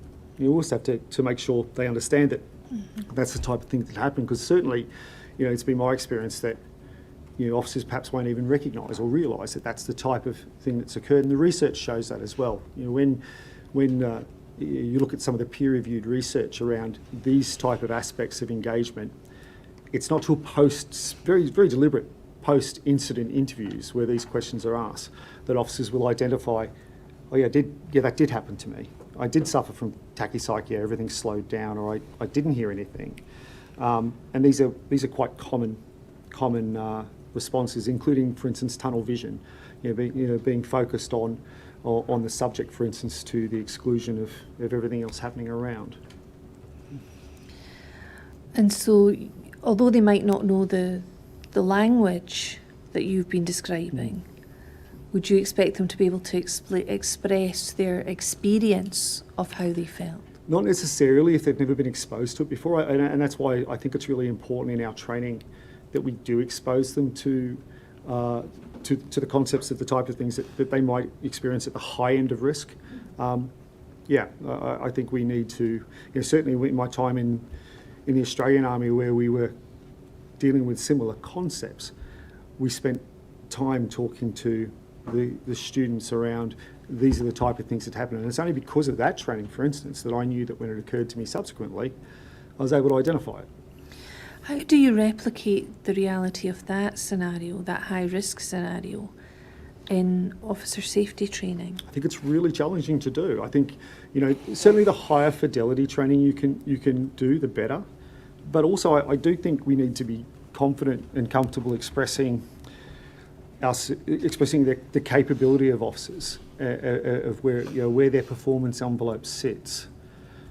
There will be calls that unarmed officers attend that are outside the scope, you know, the sort of the performance envelope that we would expect them to operate in, given the investment of 2 days training a year. There would be calls even if we were to go further than that, where officers who, for instance, are facing edge weapon threat, where that's more than likely always going to be outside of the performance envelope of an unarmed officer, because we can't give them the skills and the PPE to be able to manage to deal with that with moderate investment in training. That's why we have our specialist officers who are able to undertake those type of roles, because they have an expanded performance envelope with better training, more regular training, and more tactical options. And so I think, you know, the challenge for us is how do we effectively expand the performance envelope of the unarmed officer without being unrealistic, exposing them to levels of risk that being unarmed means they can't handle, you know, and it would put them at significant risk as well. But in terms of what you've been describing, that's an extreme threat where there's a knife being brandished. So compared to scenario 1 that we looked at in scenario 4, where someone's maybe behaving in not a normal way, and there's no knife or weapon being used at all, can I safely proceed on the basis that's not the type of scenario that you're describing? No, no. that we see in 1 or 4? No, but I think, as I said, what we would see in scenario 4 is a greater variation on outcome. So if one of the students in relation to scenario 4 immediately went to their sprays or their batons and restrained the person to the ground, you would expect that type of scenario?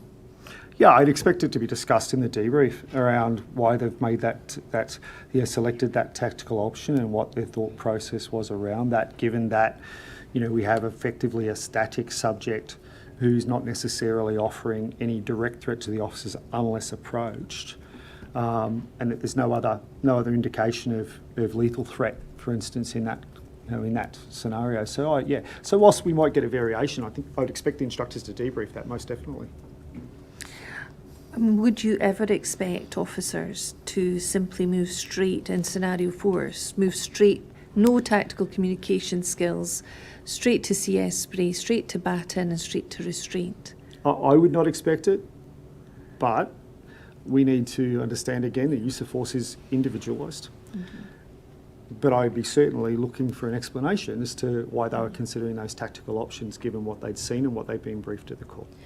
We've heard evidence that officers individually have to justify every single use of force. Yes.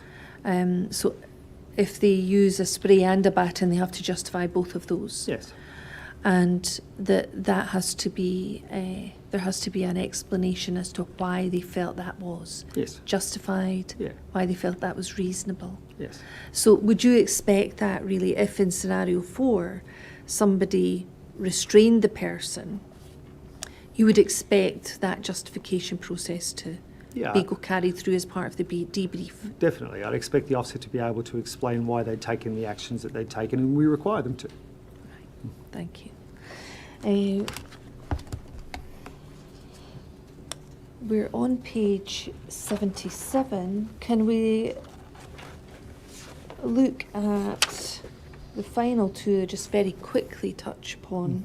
Scenario 8, you mentioned earlier, passive protester. We heard some evidence, this is page 81, scenario 8. How would you, so this is, the student brief is, it's a protester for climate change. The subject is seated in the middle of the junction blocking the roadway. You're to ask the subject to move and update the area control room prior to taking further action. ACR informs students to arrest the subject, but 30 further protesters are approaching the locus and a cordon is required. No supervisor. The situational training will cease when you inform the trainer the junction has been secured and the subject has been arrested. The role player is a protester sitting on the roadway. When approached by the officers, state you are peaceably protesting and will not be moving. You will lie on your front, tuck arms under your body and refuse to be arrested, offering slight resistance when officers take control. Again, the objective is to use effective tactical communication, tactical positioning, and the appropriate use of force whilst under pressure, and taking charge from there. How would you describe this behaviour by a passive protester? Okay, so we would class this as passive resistance at this point in time. Slight resistance when the officers take control of you might be straying into the realm of active resistance, but realistically this is a passively resistant scenario. So in terms of threat to the officer, if the person is not complying with instructions, perhaps to get off the road, but how would you expect officers to respond to that? If we were to set aside the issues around right to protest and the like and look at just at the set of scenarios here, this is a really good opportunity to use the 5-step appeal process. And I know that you covered this earlier in the inquiry in regards to tactical communications. We did. But you'll be aware that that was taken from the original verbal judo syllabus and was something that was adopted by policing in England and Wales and subsequently Scotland as a framework and a model for tactical communications to allow the officer to be able to step through a process. Where I feel it works particularly well is for subjects that are clear of mind, that are non-emotional and that are non-compliant. So the subject is not in crisis, and realistically at this point in time can be assessed effectively by the officer as simply being non-compliant, very purpose-driven. What the 5-step appeal process offers the officer at this stage is a framework that gives the subject every opportunity to be able to comply for the reasons outlined in the 5-step appeal process, or the steps identified, before the officer takes action to effect an arrest at that point in time. So I think that would be something, that I think that would be ideal to see perhaps in a scenario like that. It does take the officer recognising that the 5-step appeal would be appropriate. Certainly, as we rewrite the manual, we're going to be probably quite clear around that that's a really good use of the 5-step appeal process.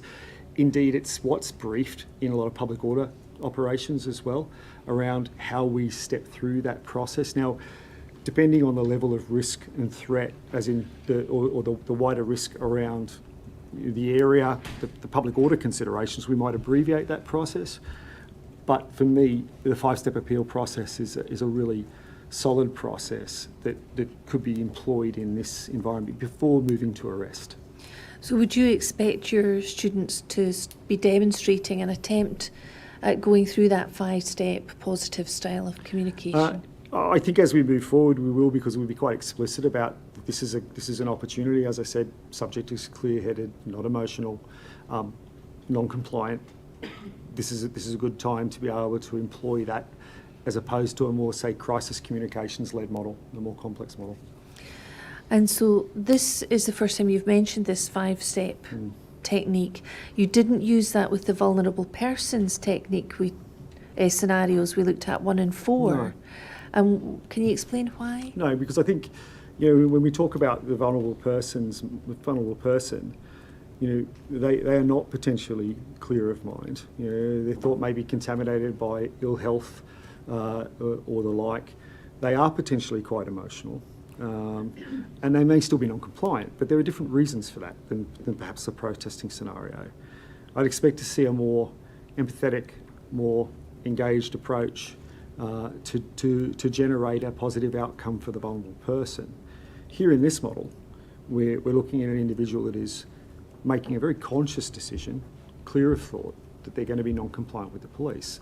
Now, if, as I said, the wider circumstances would suggest that moving to arrest is reasonable, and they might not be, depending on the issues around the right to protest and the right to cause disruption and the like. That's why this model works better in this environment, because it is a clear step through, and it gives someone who is clear of thought a very, very clear indication of where they're at and why they're heading towards arrest, and it gives them the opportunity not to get to that point of arrest. It does give them the opportunity at every point along the process to comply and avoid arrest. So in terms of the style of communication that you would expect to see in scenarios 1 and 4, you said you'd expect a more empathetic approach. Can you give the Chair some examples of what you mean by that? I think we would want the officers to be engaged in a more active listening, sort of a model of active listening. That's not to say they weren't active listening to the protester, but I think we would want to see the officers be seeking more information to be able to establish the level of vulnerability. I think we'd want the officers to be, to employing some of the de-escalatory techniques that we see outlined in the operational safety training manual. We would want them to be taking an approach, that is honest, that is empathetic, that shows some autonomy for the subject, that allows and shows respect to the subject. And again, it's not to say we wouldn't be showing respect to the protester, but it's the difference between engaging in, for want of a better term, I'll call crisis communications versus a more directive approach with the 5-step appeal. We know from the 2013 manual that active listening was covered in that. Is that something that continues to be taught to police officers? Yeah, it's still in the manual, it's still in initial training, and it's still in recertification as well. Is that a valuable tool for officers in terms of communicating with vulnerable people? I think it is, and again, within the realms of what is feasible in the circumstance, I think it still remains a valuable tool. Right now, for instance, we're engaging with our National Negotiators Unit to revise or to review that chapter on tactical communication so that we ensure that we get the most up-to-date learning on and consistent learning on how to do this as effectively as possible for officers. And so that's the type of content that will be incorporated into the manual moving forward. But whilst I expect perhaps the models might change slightly, given updates in training over 6 or 7 years, the principles will remain the same, around how we engage with someone that we perceive to be in crisis when the tactical situation allows and it's safe to do so. So when we talk about tactical communication, is an integral part of that also active listening? Yeah. As yeah, well as speaking? Yeah, it is. It's one of the principles around effective communication is that we actively listen to the subject where we can. Because again, we do need to be conscious that some subjects will not be able to communicate with us effectively. But where they can, where they're in the mental state that will allow us to do so, then I expect officers to employ active listening techniques. Thank you. I wonder if I could pause you there for a second. Would this be an appropriate time? Yes, we'll stop for lunch and sit at 2 o'clock.